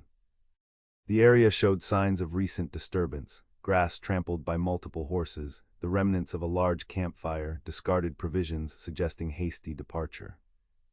Wait here, he instructed Emma, dismounting to examine the site more closely.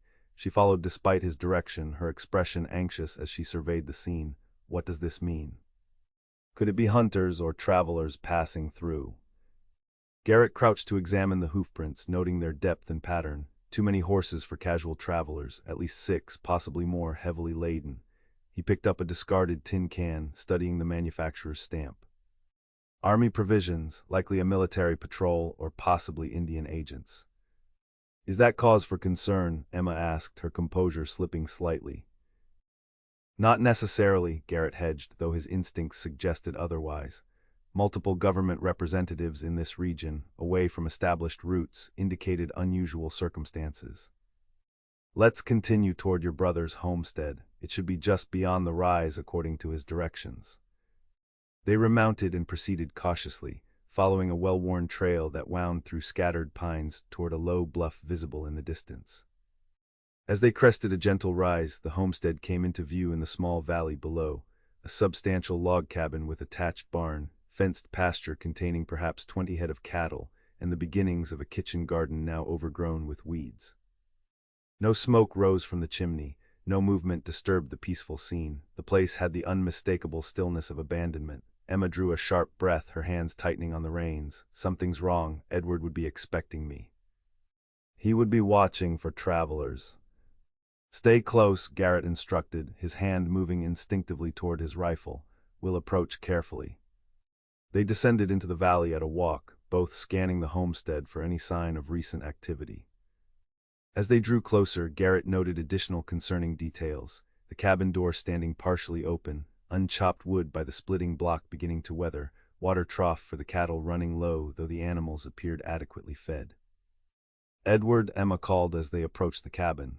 "Edward, are you here?" Only silence answered, broken by the lowing of cattle in the nearby pasture. They dismounted in the yard, Garrett gesturing for Emma to remain behind him as he approached the open cabin door. "Hello, the house," he called, following frontier protocol for approaching another's dwelling. "Anyone home?"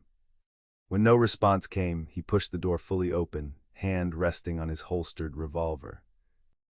The cabin's interior revealed a scene of hasty departure, half-eaten meals still on the table, bed unmade, everyday items scattered as though the occupant had left with minimal preparation.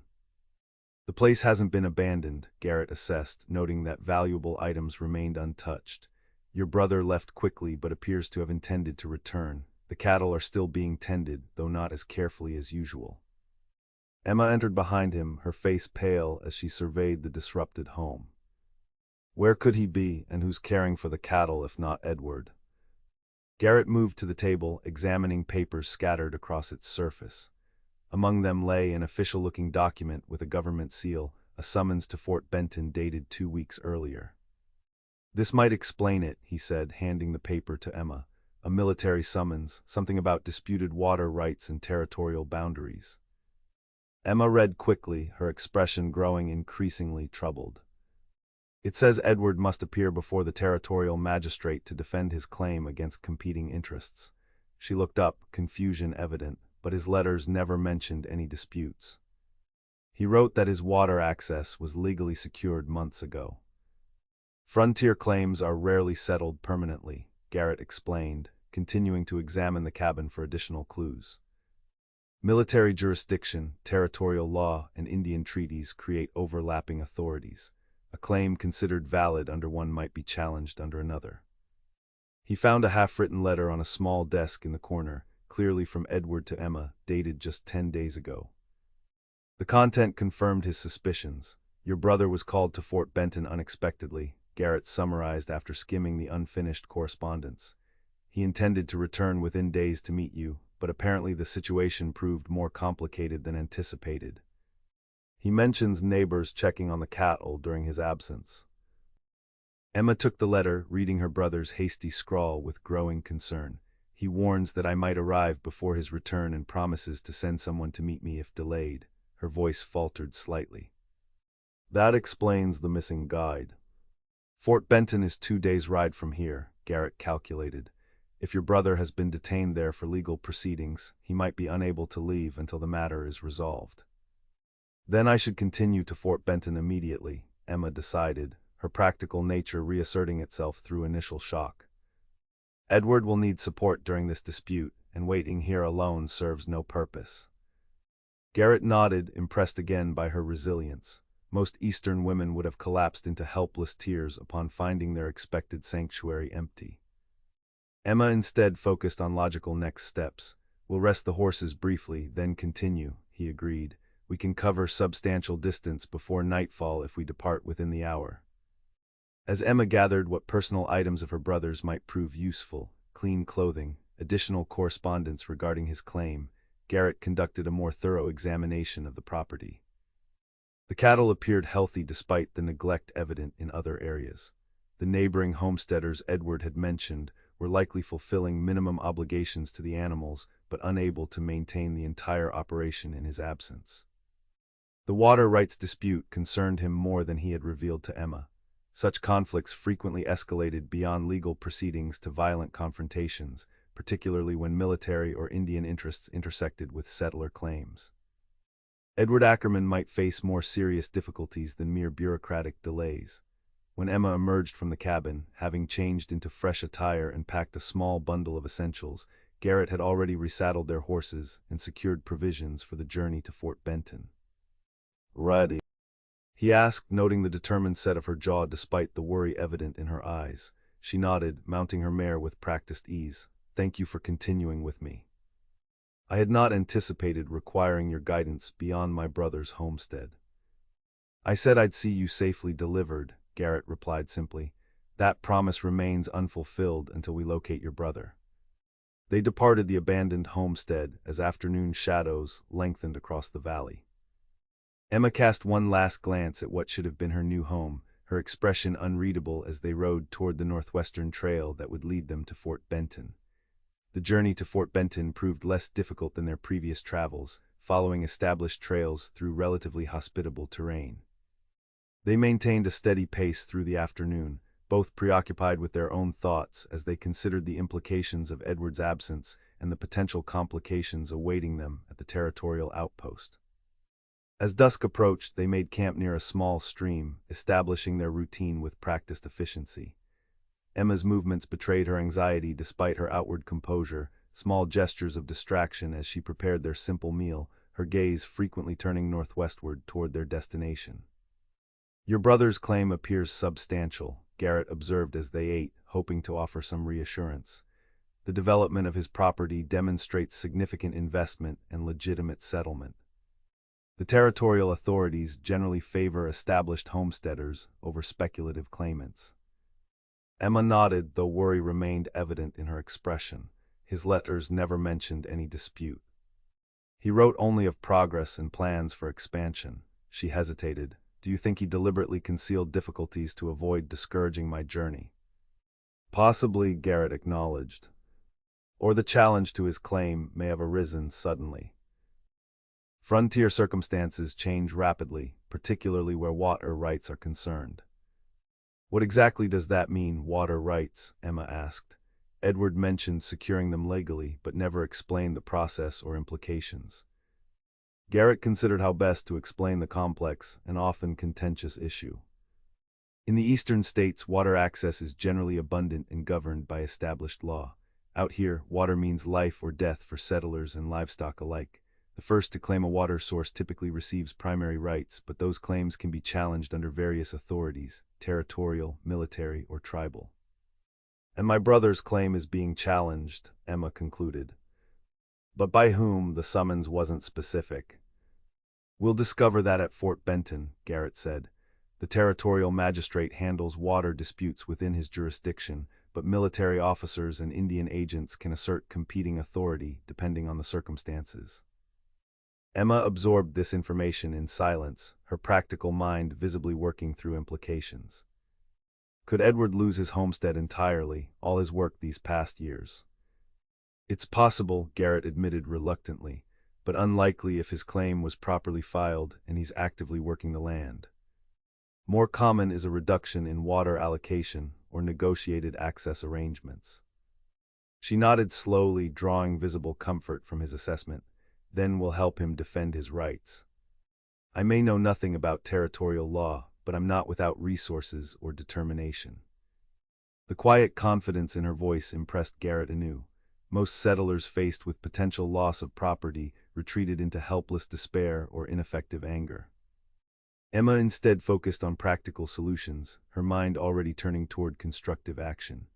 As darkness settled around their camp and conversation lapsed into companionable silence, Garrett found himself studying Emma's profile in the firelight. The journey had transformed her subtly, her fair skin now lightly tanned from days in the saddle, her posture reflecting newfound physical confidence, her expression combining Eastern refinement with frontier determination. The realization that their paths would soon diverge permanently brought an unexpected hollowness to his chest. Once Edward's situation was resolved, Garrett would have no legitimate reason to remain. He would return to Promised Land and the solitary existence he had maintained since his father's death, days defined by work and obligation rather than meaningful connection. The prospect, once accepted as necessary sacrifice for survival, now seemed strangely insufficient. They reached Fort Benton by mid-afternoon the following day, the frontier outpost appearing suddenly as they crested a final ridge overlooking the Missouri River. The fort itself, a square stockade surrounding military buildings, dominated the small settlement that had grown around it.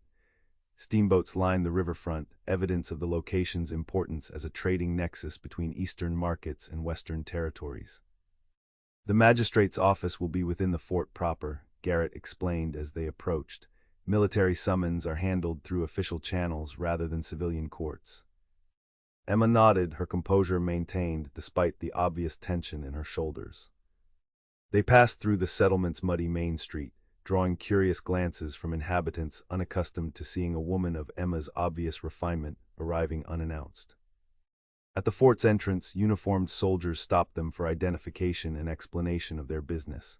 Garrett presented the summons they had found at Edward's homestead, explaining Emma's relationship to the summoned party, Ackerman. Yes, he's still here, the sergeant confirmed after examining the document. Been waiting on the magistrate's final decision for nearly a week now. You'll want the administration building, center of the parade ground, can't miss it. They were permitted entry, directed to leave their horses at the fort's stable, while they proceeded on foot to the indicated building. Emma walked with determined dignity despite the stares of soldiers and civilian officials, her head held high as she followed Garrett across the dusty parade ground. The administration building proved to be a substantial log structure with a proper wooden floor and glass windows, luxuries that marked it as command headquarters. Inside, a harried clerk directed them to a waiting area outside the magistrate's office, explaining that proceedings were currently underway but expected to conclude shortly. Edward Ackerman, is he here now? Emma asked anxiously. Inside with the magistrate and other interested parties, the clerk confirmed. Been going back and forth for days now, complicated case. Other parties? Garrett inquired. Who else claims interest in the Ackerman water rights? The clerk shrugged, already turning back to his paperwork. Military has concerns about access routes. Indian agent represents tribal hunting grounds. And some corporate interest from back east, railroad survey or mining company, can't recall which, all wanting the same watershed from what I gather. Emma paled slightly at this information, clearly recognizing the formidable opposition her brother faced. Garrett placed a steadying hand briefly on her arm, guiding her to a bench along the wall. Corporate interests suggest significant resources behind the challenge, he said quietly once they were seated. But established homestead rights carry substantial weight with territorial authorities. Your brother has legitimate claim through active development. Emma nodded, visibly gathering her composure. I only wish I understood the legal complexities better. I feel ill-prepared to assist Edward effectively. Before Garrett could respond, the magistrate's door opened, and several men emerged, two in military uniforms, one in the distinctive attire of an Indian agent, and a fourth wearing an Eastern business suit that looked absurdly formal in the frontier setting. Behind them came a man Garrett immediately recognized as Emma's brother despite never having seen him before. The family resemblance was striking, the same blonde hair, though darkened by sun exposure, and similar facial structure, though Edward's features were more angular, hardened by years on the frontier. He looked exhausted, shoulders slumped with defeat as he conferred quietly with an older man in legal attire who appeared to be representing his interests. Edward, Emma called, rising quickly from the bench. Edward Ackerman turned, disbelief and then joy transforming his weary expression as he recognized his sister. Emma, my God, you're here. How when? He crossed the room in long strides, embracing her with obvious emotion. I never received word of your arrival date. I've been trapped here dealing with this legal nightmare. I found your homestead abandoned yesterday, Emma explained, returning his embrace before stepping back to study him with concern. Your summons and unfinished letter explained your absence. Mr. Quincy agreed to escort me here. Edward turned his attention to Garrett, extending his hand with genuine gratitude. I'm in your debt, sir. I've been sick with worry about Emma traveling alone, with no one to meet her. No debt necessary, Garrett replied, accepting the handshake. Your sister proved a capable traveling companion.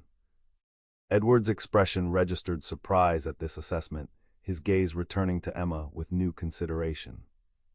Before further conversation could develop, the legal representative approached, his manner suggesting pressing concerns. Edward, we need to discuss the magistrate's latest proposal immediately. He's given us until tomorrow morning to accept or reject the compromised terms. Edward's face darkened with renewed worry. Of course, Mr. Bailey, he turned to Emma apologetically. I must attend to this, the situation is complicated. Can we meet for dinner? There's a decent establishment near the river where we can talk properly. Of course, Emma agreed immediately. Do what you must. I'll wait at the hotel until you're free. The river house at 7, Edward confirmed, squeezing her hand before following his legal counsel back toward the magistrate's chambers. As they exited the administration building, Garrett noted Emma's concerned expression despite her composed exterior. "Your brother appears to have competent representation," he observed, hoping to offer some reassurance. "Yes, but clearly faces significant opposition," Emma replied as they crossed the parade ground. "Corporate interests, military concerns, and tribal claims. It seems the entire territory disputes his right to remain on land he's worked for years." "Frontier claims are never entirely secure," Garrett acknowledged. "But established development carries weight with territorial authorities. Your brother has built something substantial that argues strongly in his favor." They located Fort Benton's primary hotel, a two-story wooden structure that served primarily as accommodation for steamboat passengers and business travelers. Despite its frontier location, the establishment maintained Eastern pretensions with proper bedding, dining facilities, and even rudimentary bathing arrangements. "I should secure my own room," Emma said as they approached the registration desk. "And will you stay in Fort Benton tonight?" The question hung between them, both recognizing it marked the natural conclusion of their journey together. Garrett had fulfilled his promise to see her safely delivered. With Edward located and capable of assuming responsibility for his sister, Garrett's obligation was complete. Yet he found himself surprisingly reluctant to declare their association ended. "I'll remain overnight," he decided. "Begin the return journey to Promised Land tomorrow. Fort Benton offers supplies I've been needing for the ranch." If Emma recognized this justification as somewhat tenuous, she didn't comment. Instead, she merely nodded, relief briefly visible in her expression. "I appreciate knowing you're nearby while I assess Edward's situation. The territory still feels unpredictable." They secured separate rooms, a luxury after days of wilderness camping, and agreed to meet briefly before Emma's dinner engagement with her brother. As Garrett headed toward the mercantile to inquire about supplies, he found his thoughts returning repeatedly to the approaching separation. Their journey together had been brief, less than a week from Helena to Fort Benton, yet had somehow altered his perception of what constituted necessary existence. Emma's presence had illuminated the emptiness of mere survival, challenging his carefully constructed justifications for solitary persistence. The realization was deeply unsettling. When they reunited in the hotel lobby that evening, Emma had transformed her appearance from practical traveler to proper Eastern lady.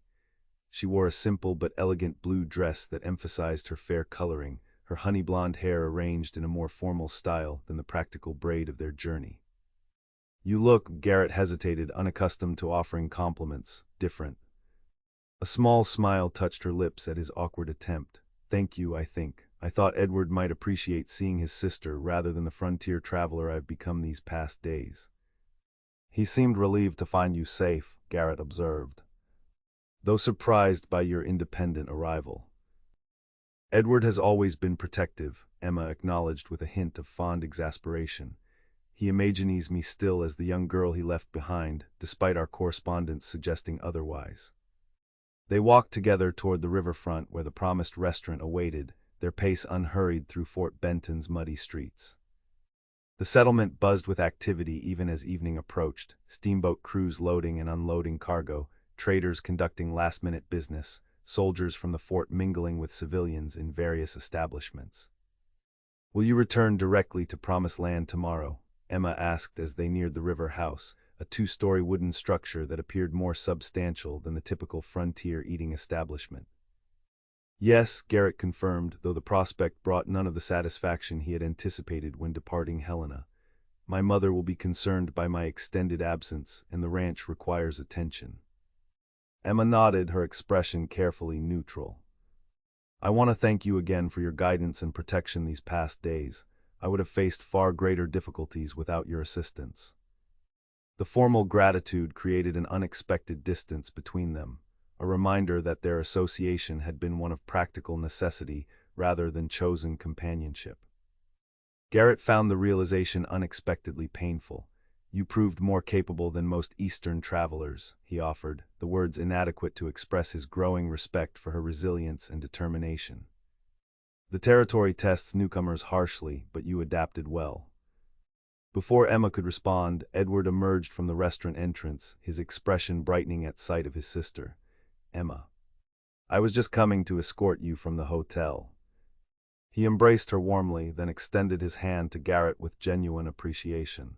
"Mr. Quincy, please join us for dinner. I insist on expressing my gratitude properly for ensuring my sister's safe arrival." Garrett hesitated, sensing that the siblings might prefer privacy for their reunion. "Another time, perhaps. You have much to discuss regarding your legal situation." "All the more reason to have someone with local knowledge present," Edward pressed. "Emma mentioned you operate a ranch southeast of here. Your perspective on territorial water rights would be valuable." Put that way, refusal seemed churlish. Garrett nodded his acceptance, following the siblings into the restaurant, a surprisingly well-appointed establishment by frontier standards, with proper tables covered in white cloth and a menu extending beyond the typical beans and beef of territorial fare. Once seated and orders placed, Edward turned to his sister with obvious concern. "Your journey west, was it difficult? I worried constantly after receiving word that your escort had fallen ill in Omaha." "Challenging but manageable," Emma replied with careful understatement that Garrett recognized as consideration for her brother's protective nature. "The stage routes are well established as far as Helena. From there, Mr. Quincy's guidance proved invaluable, particularly given the recent storms." Edward nodded gratefully to Garrett before returning his attention to Emma. "And Pittsburgh. You mentioned in your letters that arrangements for departure proved complicated." A shadow crossed Emma's face briefly. "The school board accepted my resignation with reluctance but understanding. The situation with the Hargrove family was resolved as well as could be expected." The careful phrasing suggested deeper complications than a simple teaching position abandoned, but Edward seemed to understand without requiring elaboration. "That's behind you now," he said firmly. "The territory offers new beginnings without Eastern entanglements." "Speaking of which," Emma transitioned smoothly, "please explain this legal dispute regarding your homestead. The summons mentioned contested water rights but provided few details." Edward's expression darkened with renewed worry. "It's become far more complicated than initially appeared. What began as a routine boundary clarification has expanded into multiple competing claims against my water access." Over the meal that followed, he outlined the situation. A watershed crucial to his cattle operation had become the focus of interest for several competing entities. The military sought control for a proposed expanded outpost. An Indian agent claimed it fell within protected hunting grounds, and most concerning, a Eastern mining consortium had identified potential mineral deposits in the surrounding hills, requiring water access for processing operations. "The territorial magistrate seems inclined toward compromise rather than outright dispossession," Edward explained, "but the proposed terms would severely restrict my water usage and limit future expansion, essentially condemning the homestead to subsistence operations rather than the commercial ranch I've been developing." "Can you challenge these terms?" Emma asked, her practical mind already seeking solutions. "My attorney believes we have legitimate grounds based on prior development and demonstrated productive use," Edward replied, "but legal proceedings are expensive and the opposition has substantially greater resources." "You mentioned mineral interests," Garrett interjected, his experience with his father's silver obsession creating immediate concern. "Have deposits actually been confirmed, or is this speculative claiming?" "Initial surveys suggest copper potential," Edward acknowledged. "Nothing proven but sufficient indication to attract corporate attention." He hesitated. "There's another complication. They've offered to purchase my homestead outright at 3 times its current market value." Emma's expression registered surprise. "You're considering selling, after all your work establishing the property?" "Not by preference," Edward admitted, "but facing restricted water access and limited expansion potential. It might represent the most practical solution. The funds would enable relocation to another promising area further from competing interests." The conversation continued through dinner, exploring various aspects of the legal challenge and potential responses. Throughout the discussion, Garrett observed Emma's thoughtful engagement, asking perceptive questions, suggesting alternative approaches, demonstrating a practical understanding of frontier realities despite her Eastern background. Edward clearly noticed this as well, his initial protective manner gradually shifting toward genuine consultation as he recognized his sister's analytical capabilities. By meal's end, they were discussing options as equal partners rather than protective brother and sheltered sister. As they prepared to depart the restaurant, Edward turned to Garrett with sincere appreciation. "I can't thank you enough for ensuring Emma's safe arrival, especially given the circumstances that prevented me from meeting her as planned." "She proved capable of meeting challenges directly," Garrett replied truthfully. "My assistance was minimal compared to her own determination." Edward smiled, glancing at his sister with new respect. "I'm beginning to recognize that Pittsburgh's loss appears to be Montana's gain." He extended his hand to Garrett. "Will you depart for Promised Land tomorrow?" "Yes," Garrett confirmed, accepting the handshake. "The journey should take approximately 2 days with good conditions." "Then I hope our paths cross again under less pressing circumstances," Edward said. "Perhaps when this legal matter is resolved, we can discuss mutual ranching interests. Neighboring operations often benefit from cooperation." The friendly overture reminded Garrett how different Edward Ackerman was from his own father. Where Richard Quincy had pursued dreams at the expense of practical security, Edward demonstrated pragmatic adaptation to frontier realities while maintaining clear vision for future development. It was an approach that balanced the qualities Emma had suggested were necessary for true success in the territory: practical effort guided by purposeful direction. As they walked back toward the hotel through Fort Benton's darkening streets, conversation remained focused on Edward's legal challenges and potential strategies. Emma engaged her brother with supportive determination, already shifting her attention from their journey to the immediate situation requiring resolution.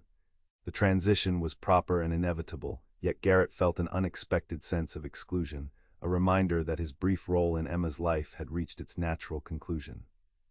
Tomorrow he would return to Promised Land and the responsibilities waiting there, while she remained to support her brother through his legal difficulties. Their paths, having intersected briefly, would diverge permanently, as happened countless times in the vastness of the territory. The knowledge should have brought satisfaction at duty completed rather than this strange hollowness in his chest. At the hotel entrance, Edward excused himself to retrieve documents from his room that he wished to review with Emma before their meeting with the magistrate the following morning. As he disappeared inside, Emma turned to Garrett with an expression he couldn't quite interpret in the dim evening light. "Will you depart early tomorrow?" she asked, her voice carefully neutral. "At first light," he confirmed. "The trail home is substantial, and my mother will be concerned by the extended delay." Emma nodded, her composure maintained despite the slight tension evident in her posture. "Then I should say goodbye properly now, as we may not have opportunity in the morning." She extended her hand, the gesture formally appropriate yet somehow inadequate for the experiences they had shared. "Thank you, Mr. Quincy," Garrett, "for your guidance, your protection, and your patience with an Eastern newcomer's limitations. I've learned more about survival in the territory these past days than Edward's letters conveyed in years." Garrett took her offered hand, suddenly acutely aware of its delicacy, despite the strength he had witnessed in her throughout their journey. "You adapted better than most," he said, the words insufficient to express his growing respect for her resilience and determination. "The territory tests newcomers harshly, but you met its challenges directly." Emma smiled slightly, though something in her expression suggested disappointment at his response. "Nevertheless, I'm grateful for your assistance. I wish you safe journey home and success with Promised Land." The formal wishes created a distance between them that felt wrong after the intimacy of their shared trials. Yet Garrett found himself unable to breach that distance with words that might express the confusion of emotions her presence had awakened. "I hope your brother's legal situation resolves favorably," he offered instead, releasing her hand with reluctance. "His development efforts deserve recognition under territorial law." Emma nodded, her smile not quite reaching her eyes. "Yes, Edward has worked diligently to establish his homestead. It would be unjust to see those efforts undermined by corporate interests." The conversation had returned to safe, practical matters, appropriate for their concluding interaction, yet strangely hollow compared to the deeper exchanges of their journey together. Garrett recognized the retreat to formality as necessary preparation for their imminent separation, yet found himself uncharacteristically reluctant to accept its finality. Before he could find words to express this reluctance, Edward returned, documents in hand and expression apologetic. "I hate to cut your evening short, Emma, but we should review these materials before tomorrow's meeting. The magistrate has scheduled us for the first session, and preparation is essential." "Of course," Emma agreed immediately, turning back to Garrett with composed politeness. "Goodbye, Mr. Quincy." "Safe travel." "Goodbye, Miss Ackerman," he replied with matching formality, nodding respectfully to Edward. "Good luck with your case." As they entered the hotel, Emma glanced back briefly, her expression unreadable in the dim lamplight. Then she disappeared inside, leaving Garrett standing alone in the darkened street, an unexpected emptiness expanding in his chest where satisfaction at duty completed should have resided. He turned toward the livery stable where he had arranged lodging for the night, more economical than the hotel and closer to his horses. Tomorrow he would return to Promised Land and the responsibilities waiting there. Life would resume its familiar pattern of work and obligation, the brief interlude with Emma Ackerman becoming simply another memory in the territory's vast expanse. The knowledge should have brought comfort in its predictability. Instead, as Garrett prepared for sleep on a rough pallet in the stable's back room, he found himself remembering Emma's whispered confession from nights earlier, "I haven't been loved in years." The words haunted him because they reflected his own existence, days filled with necessary labor but empty of meaningful connection. Survival without purpose beyond continuation, existence without genuine living. Sleep proved elusive as Garrett confronted the uncomfortable realization that returning to Promised Land no longer represented completion, but rather retreat to isolation he had previously justified as necessary sacrifice.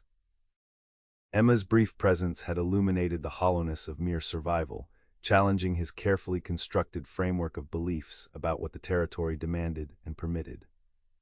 By dawn, Garrett had reached no resolution to these troubling thoughts. He rose and prepared for departure with mechanical efficiency, saddling his gelding and loading the packhorse with supplies acquired in Fort Benton. The morning air held autumn's first chill, a reminder that the seasons continued their inevitable progression regardless of human confusion.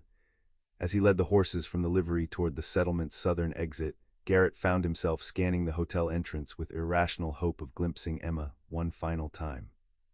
The building remained quiet, its occupants not yet stirring at this early hour.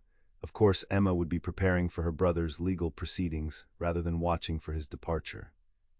Their farewell had been completed the previous evening, proper and definitive. Lingering now served no purpose beyond delaying his necessary return to Promised Land. Garrett mounted his gelding and turned southward, focusing his attention on the trail ahead rather than the settlement behind. 2 days' hard riding would return him to the ranch and his waiting responsibilities. His mother would be concerned by his extended absence, the cattle would require attention after the recent storms, fences would need repair before winter arrived. Practical matters, necessary obligations, the foundation of survival in the territory. Yet as Fort Benton receded behind him and the open prairie stretched before him, Garrett found these considerations provided none of the purpose or satisfaction they had previously offered. The prospect of returning to solitary existence at Promised Land felt hollow rather than completing, a retreat to isolation rather than return to meaningful engagement. Emma's questions echoed in his memory, is survival enough? Can dreams and practical effort not coexist? Simple inquiries that had undermined the rigid framework he had constructed after his father's death, the belief that dreams and survival were fundamentally incompatible in the harsh reality of the frontier. What if she was right? What if his father's failure lay not in dreaming but in pursuing visions without practical foundation? What if Garrett's own approach, practicality without aspiration, proved equally flawed, achieving mere existence rather than meaningful life? These unsettling questions accompanied Garrett as he rode southward through the morning hours, the familiar rhythm of travel providing no escape from internal debate. By midday, when he stopped briefly to rest the horses near a small creek, Garrett had reached no resolution beyond growing certainty that returning to Promised Land represented retreat rather than completion. Yet what alternative existed? His responsibilities remained regardless of philosophical questioning. His mother depended on his presence, the ranch required his management, obligations accumulated during his absence demanded attention. Practical reality didn't dissolve simply because Emma Ackerman had awakened doubts about its sufficiency. Garrett remounted with renewed determination to focus on immediate concerns rather than abstract questions. He would return to Promised Land, address accumulated obligations, ensure his mother's welfare, and restore the ranch's operations to proper order. Philosophical uncertainties could wait until practical matters were resolved. This resolution lasted precisely 3 miles, until Garrett crested a ridge and found himself staring at an approaching rider moving rapidly from the direction of Fort Benton. The figure was still distant, but something in the riding posture struck him as familiar. As they drew closer, recognition dawned with shocking certainty. Emma Ackerman, dressed again in her practical riding skirt and jacket, was pursuing him with evident determination. Garrett reined in his gelding, waiting as she approached at a pace that suggested urgency without panic. Her mare appeared well rested, indicating she had departed Fort Benton well after his own early morning exit. She had deliberately chosen to follow him. When Emma drew close enough for conversation, Garrett noted her flushed cheeks and bright eyes, evidence of both physical exertion and emotional intensity. She pulled her mare to a controlled stop several feet from his position, both animals snorting acknowledgement of each other's presence. "Miss Ackerman," Garrett greeted her with careful neutrality, concealing the unexpected surge of emotion her appearance had provoked. "Is everything all right? Has your brother's situation worsened?" "Edward's legal matters remain unchanged," she replied, her voice steady despite her obvious exertion. "I'm not here because of him." "Then why?" Garrett began, confusion evident in his tone. "Because our conversation remained unfinished," Emma interrupted, her direct gaze challenging his careful reserve. "Because formalities last night created a distance that felt wrong after what we've shared. Because I couldn't allow you to ride away, believing that mere survival is sufficient when life offers possibilities beyond bare existence." The forthright declaration left Garrett momentarily speechless, unaccustomed to such direct emotional honesty. Before he could formulate a response, Emma continued, her composure maintained despite the obvious vulnerability of her position. "I recognize the impropriety of my actions," she acknowledged. "A proper Eastern lady doesn't pursue a gentleman across the territory to express sentiments he hasn't solicited, but I've discovered the territory's greatest gift may be freedom from such artificial constraints."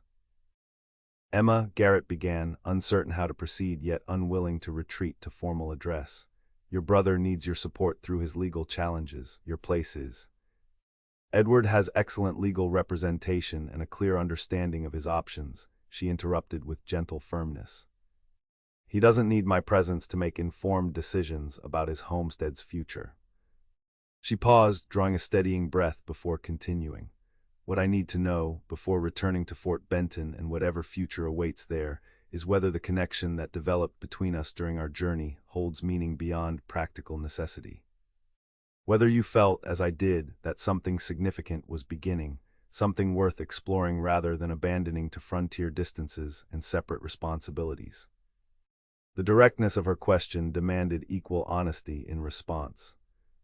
Garrett found himself stripped of the protective barriers he had maintained since his father's death, the careful emotional distance that had allowed functional existence without vulnerability to loss or disappointment. "I felt it," he admitted finally, the words emerging with difficulty after years of practiced restraint. "But I don't know what to do with such feelings. The territory doesn't reward emotional investment. Survival demands focus on practical necessities, not personal desires." "Does it?" Emma challenged gently. "Or is that the story you've told yourself to justify isolation after your father's death? That love and connection are luxuries the frontier doesn't permit, rather than necessities it demands." The question struck with uncomfortable precision at the foundations of Garrett's carefully constructed worldview. Before he could formulate a defense, Emma continued with quiet intensity. "I haven't been loved in years," she repeated her earlier confession. "But I've never stopped believing in its possibility, even when circumstances forced me to leave Pittsburgh and everything familiar behind. The territory's harshness makes connection more essential, not less. Survival alone is existence, not living."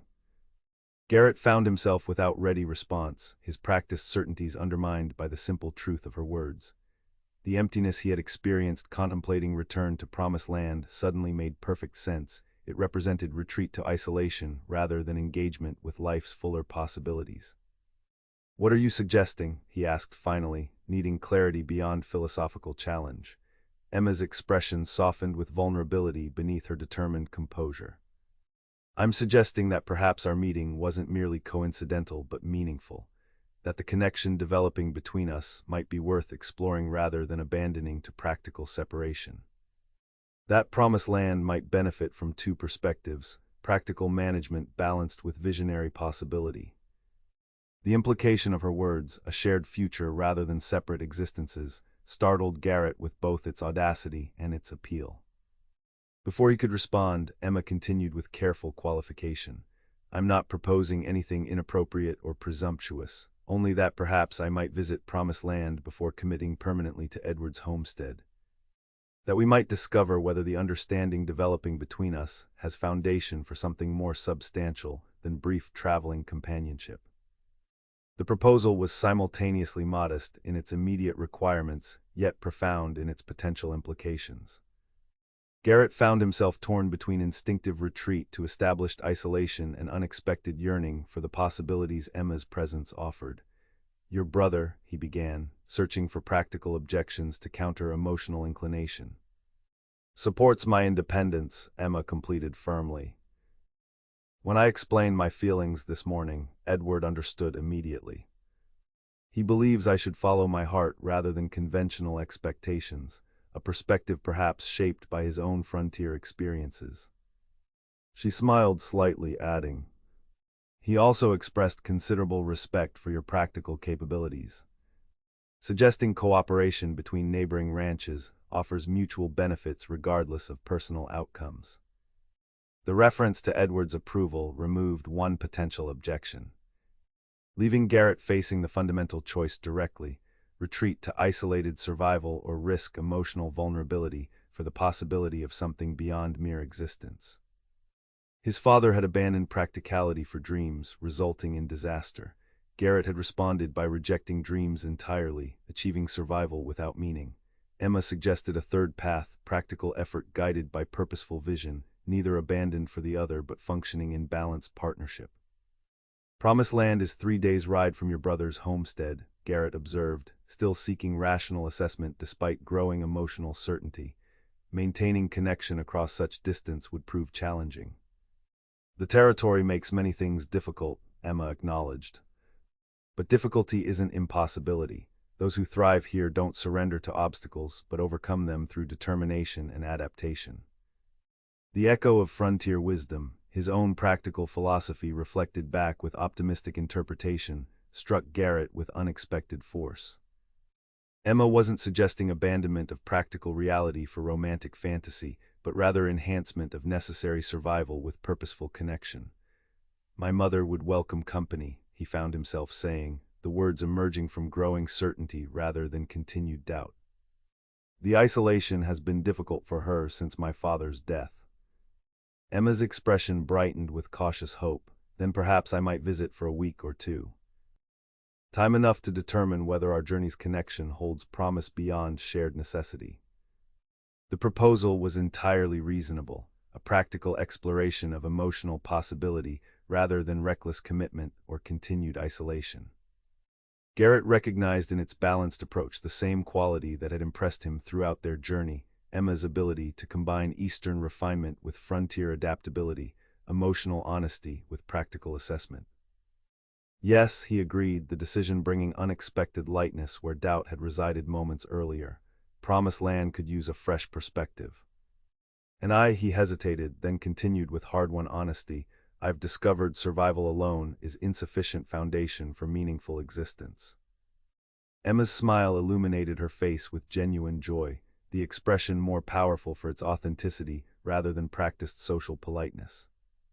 "Then we shall discover together whether connection offers something beyond mere survival, whether two perspectives might build something stronger than either could create alone."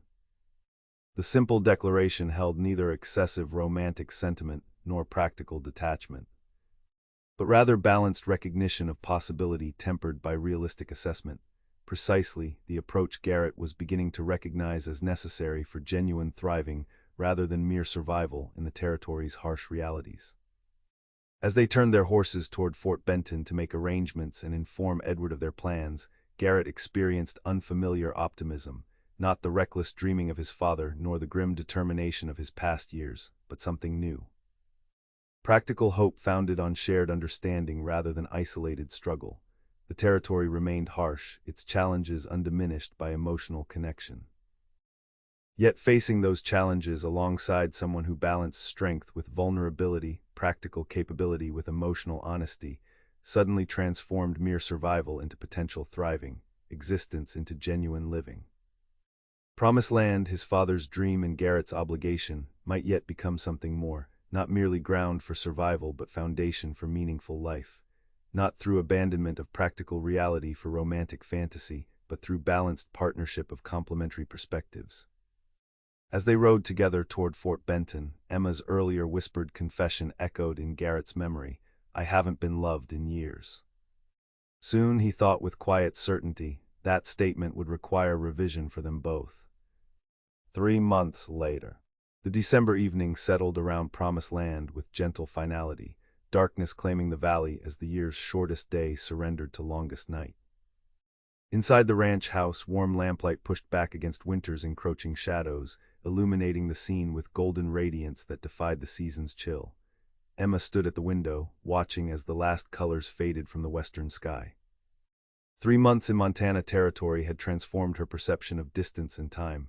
Expanses that once seemed impossibly vast now registered as familiar landscape, each ridge and valley between Promised Land and her brother's homestead mapped in her memory through repeated journeys. The door opened behind her, bringing a brief gust of cold air before closing firmly. Emma turned to find Garrett stamping snow from his boots in the entrance, his face ruddy from exertion and winter wind. "Cattle are settled in the north pasture," he reported, removing his heavy coat and hanging it by the door. "Storms approaching from the northwest, but they have adequate shelter in the pine brake." Emma nodded, moving to pour coffee from the pot kept warming on the stove. "Your mother's resting comfortably. The medicine from Helena has significantly improved her breathing." Garrett accepted the offered cup with a grateful smile, the expression coming more naturally to him now than when they'd first met. "Your letter from Edward arrived while I was checking the herd. Good news." "The best possible," Emma confirmed, her own smile widening with genuine pleasure. "The territorial court has officially recognized his water rights with only minor concessions to military access. The mining company has withdrawn its challenge entirely. Apparently, the copper deposits proved less substantial than initial surveys suggested." "That's excellent news," Garrett said with evident sincerity. The past months had developed unexpected friendship between the two men, their complementary approaches to ranching creating mutual respect rather than competition. Edward's legal victory represented genuine cause for celebration rather than mere politeness. "He's invited us for Christmas," Emma continued, retrieving Edward's letter from the table. "Though he understands if weather makes travel impossible." Garrett considered the invitation thoughtfully, weighing practical concerns against personal inclination. "The forecast suggests clearing after tomorrow's storm. If conditions improve as expected, we could make the journey safely." He glanced toward the bedroom where his mother rested, "but Margaret's health. She specifically instructed me to accept on our behalf," Emma interrupted with gentle amusement. "Your mother claims she's had quite enough of being fussed over and insists we not use her as excuse to avoid holiday celebrations." The information drew a reluctant chuckle from Garrett. "She's becoming quite adept at managing both of us, isn't she?" "She's reclaiming her strength," Emma corrected gently, "not just physically but in spirit. Having company beyond her son has awakened interests dormant since your father's death." The observation contained no criticism, merely honest assessment Garrett had come to value from Emma's perspective. Margaret Quincy's transformation over recent months had been remarkable, from withdrawn invalid to engaged participant in ranch operations, offering suggestions based on years of frontier experience previously overshadowed by her husband's more dominant approach. "You've been good for her," Garrett acknowledged, moving to stand beside Emma at the window. "For both of us." The simple statement carried profound meaning beyond its modest wording. Emma understood the depth beneath Garrett's characteristic understatement. how significant such acknowledgement was from a man who had maintained emotional isolation as survival strategy for years. The 3 months since their return to Promised Land had unfolded with careful deliberation rather than impulsive romance, Emma dividing time between her brother's homestead and the Quincy ranch, learning territorial operations while contributing Eastern organizational skills to both properties. The arrangement had allowed genuine connection to develop without pressure of precipitous commitment or unrealistic expectations. "Promised Land has been good for me as well," she replied with equal sincerity. "I came west seeking new beginning beyond Pittsburgh's limitations. I found not only that but purpose I couldn't have anticipated." Outside, the first snowflakes of the approaching storm began drifting past the window, delicate crystalline messengers of winter's intensifying presence. Emma watched their gentle descent, marveling again at the territory's capacity for both brutal harshness and breathtaking beauty often within the same moment. "I received another letter today," she said after comfortable silence. "From Pittsburgh, the school board has finally filled my teaching position permanently." Garrett studied her expression, searching for signs of regret or nostalgia. "Do you miss it, teaching?" "Sometimes," Emma acknowledged honestly. "The satisfaction of sharing knowledge, watching understanding dawn in young minds." She smiled slightly, "though I've discovered unexpected teaching opportunities here as well." "With the Anderson children," Garrett nodded, referring to the neighboring homestead where Emma had established informal lessons for children otherwise without educational access. "Jacob mentioned their improvement when I saw him in town last week. Said his daughter's reading has advanced more in 3 months than in 2 years of occasional schooling." "They're eager learners," Emma said with genuine warmth. "Particularly young Sarah. She has natural mathematical ability that would be entirely wasted without development." The conversation continued as they moved to the kitchen table, where Emma had prepared a simple but substantial meal.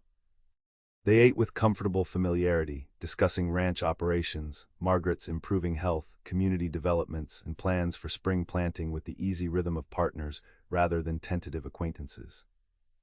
As they finished eating, Garrett reached into his pocket and withdrew a small wooden box, placing it carefully on the table between them. "I had intended to wait until Christmas," he said, uncharacteristic uncertainty briefly crossing his features. "But Edward's news and the approaching storm, it seems the moment has arrived sooner." Emma looked from the box to Garrett's face, her heart accelerating with sudden understanding of its likely contents and significance. She made no move to open it, allowing him to proceed at his own pace with what clearly required careful consideration. "When we met in Helena," Garrett began, his voice steady despite evident emotion beneath his composed exterior, "I believed the territory permitted only survival, that dreams and connection were luxuries frontier reality couldn't sustain. That isolation represented necessary sacrifice rather than empty existence." He paused, gathering thoughts with characteristic thoroughness before continuing. "You challenged that belief not through argument but through presence, demonstrating how practical capability and emotional honesty could strengthen rather than weaken frontier resilience. How connection might enhance survival rather than threaten it." The simple eloquence of his words touched Emma deeply, all the more powerful for coming from a man who expressed himself primarily through actions rather than verbal declarations. "These past months have confirmed what began during our journey," Garrett continued, his gaze direct and unwavering. "That Promised Land requires more than mere maintenance to fulfill its name. That survival without purpose represents existence rather than living. That isolation serves fear rather than strength." He pushed the small box gently toward Emma. "This belonged to my grandmother, brought west when my family first left Missouri. My father gave it to my mother as symbol of shared dreams rather than individual ambition. I offer it now with similar intent, not possession but partnership." Emma opened the box with careful fingers to reveal a simple gold band inset with small sapphires that caught the lamplight with deep blue brilliance. The ring represented not merely proposal but profound shift in Garrett's understanding of what the territory demanded and permitted, from isolated survival to connected purpose. "Garrett," she began, emotion making further words momentarily impossible. "I'm not suggesting immediate change," he clarified with characteristic practicality. "Spring would allow proper preparation and community gathering." Edward could arrange ministerial visit from Fort Benton. Your teaching commitments with the Anderson children would reach natural conclusion with winter's end. The detailed considerations revealed both thoughtful planning and profound respect for Emma's existing commitments, recognition of her independence rather than assumption of automatic acquiescence. This balance of emotional depth with practical consideration represented exactly the integration she had recognized as possible during their journey together. Yes, Emma said simply, the single word carrying absolute certainty despite its brevity. Not because Pittsburgh holds nothing for me, or because frontier options for women are limited, but because Promised Land has become home in ways I never anticipated. Because together we've begun building something neither could create alone.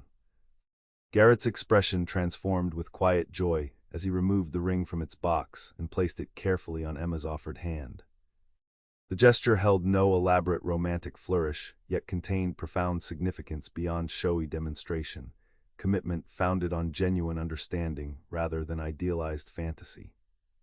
"I haven't been loved in years," Emma whispered as Garrett drew her gently into his embrace. The words echoed their earlier confession but now carried different meaning, recognition of past isolation transformed by present connection rather than continued loneliness.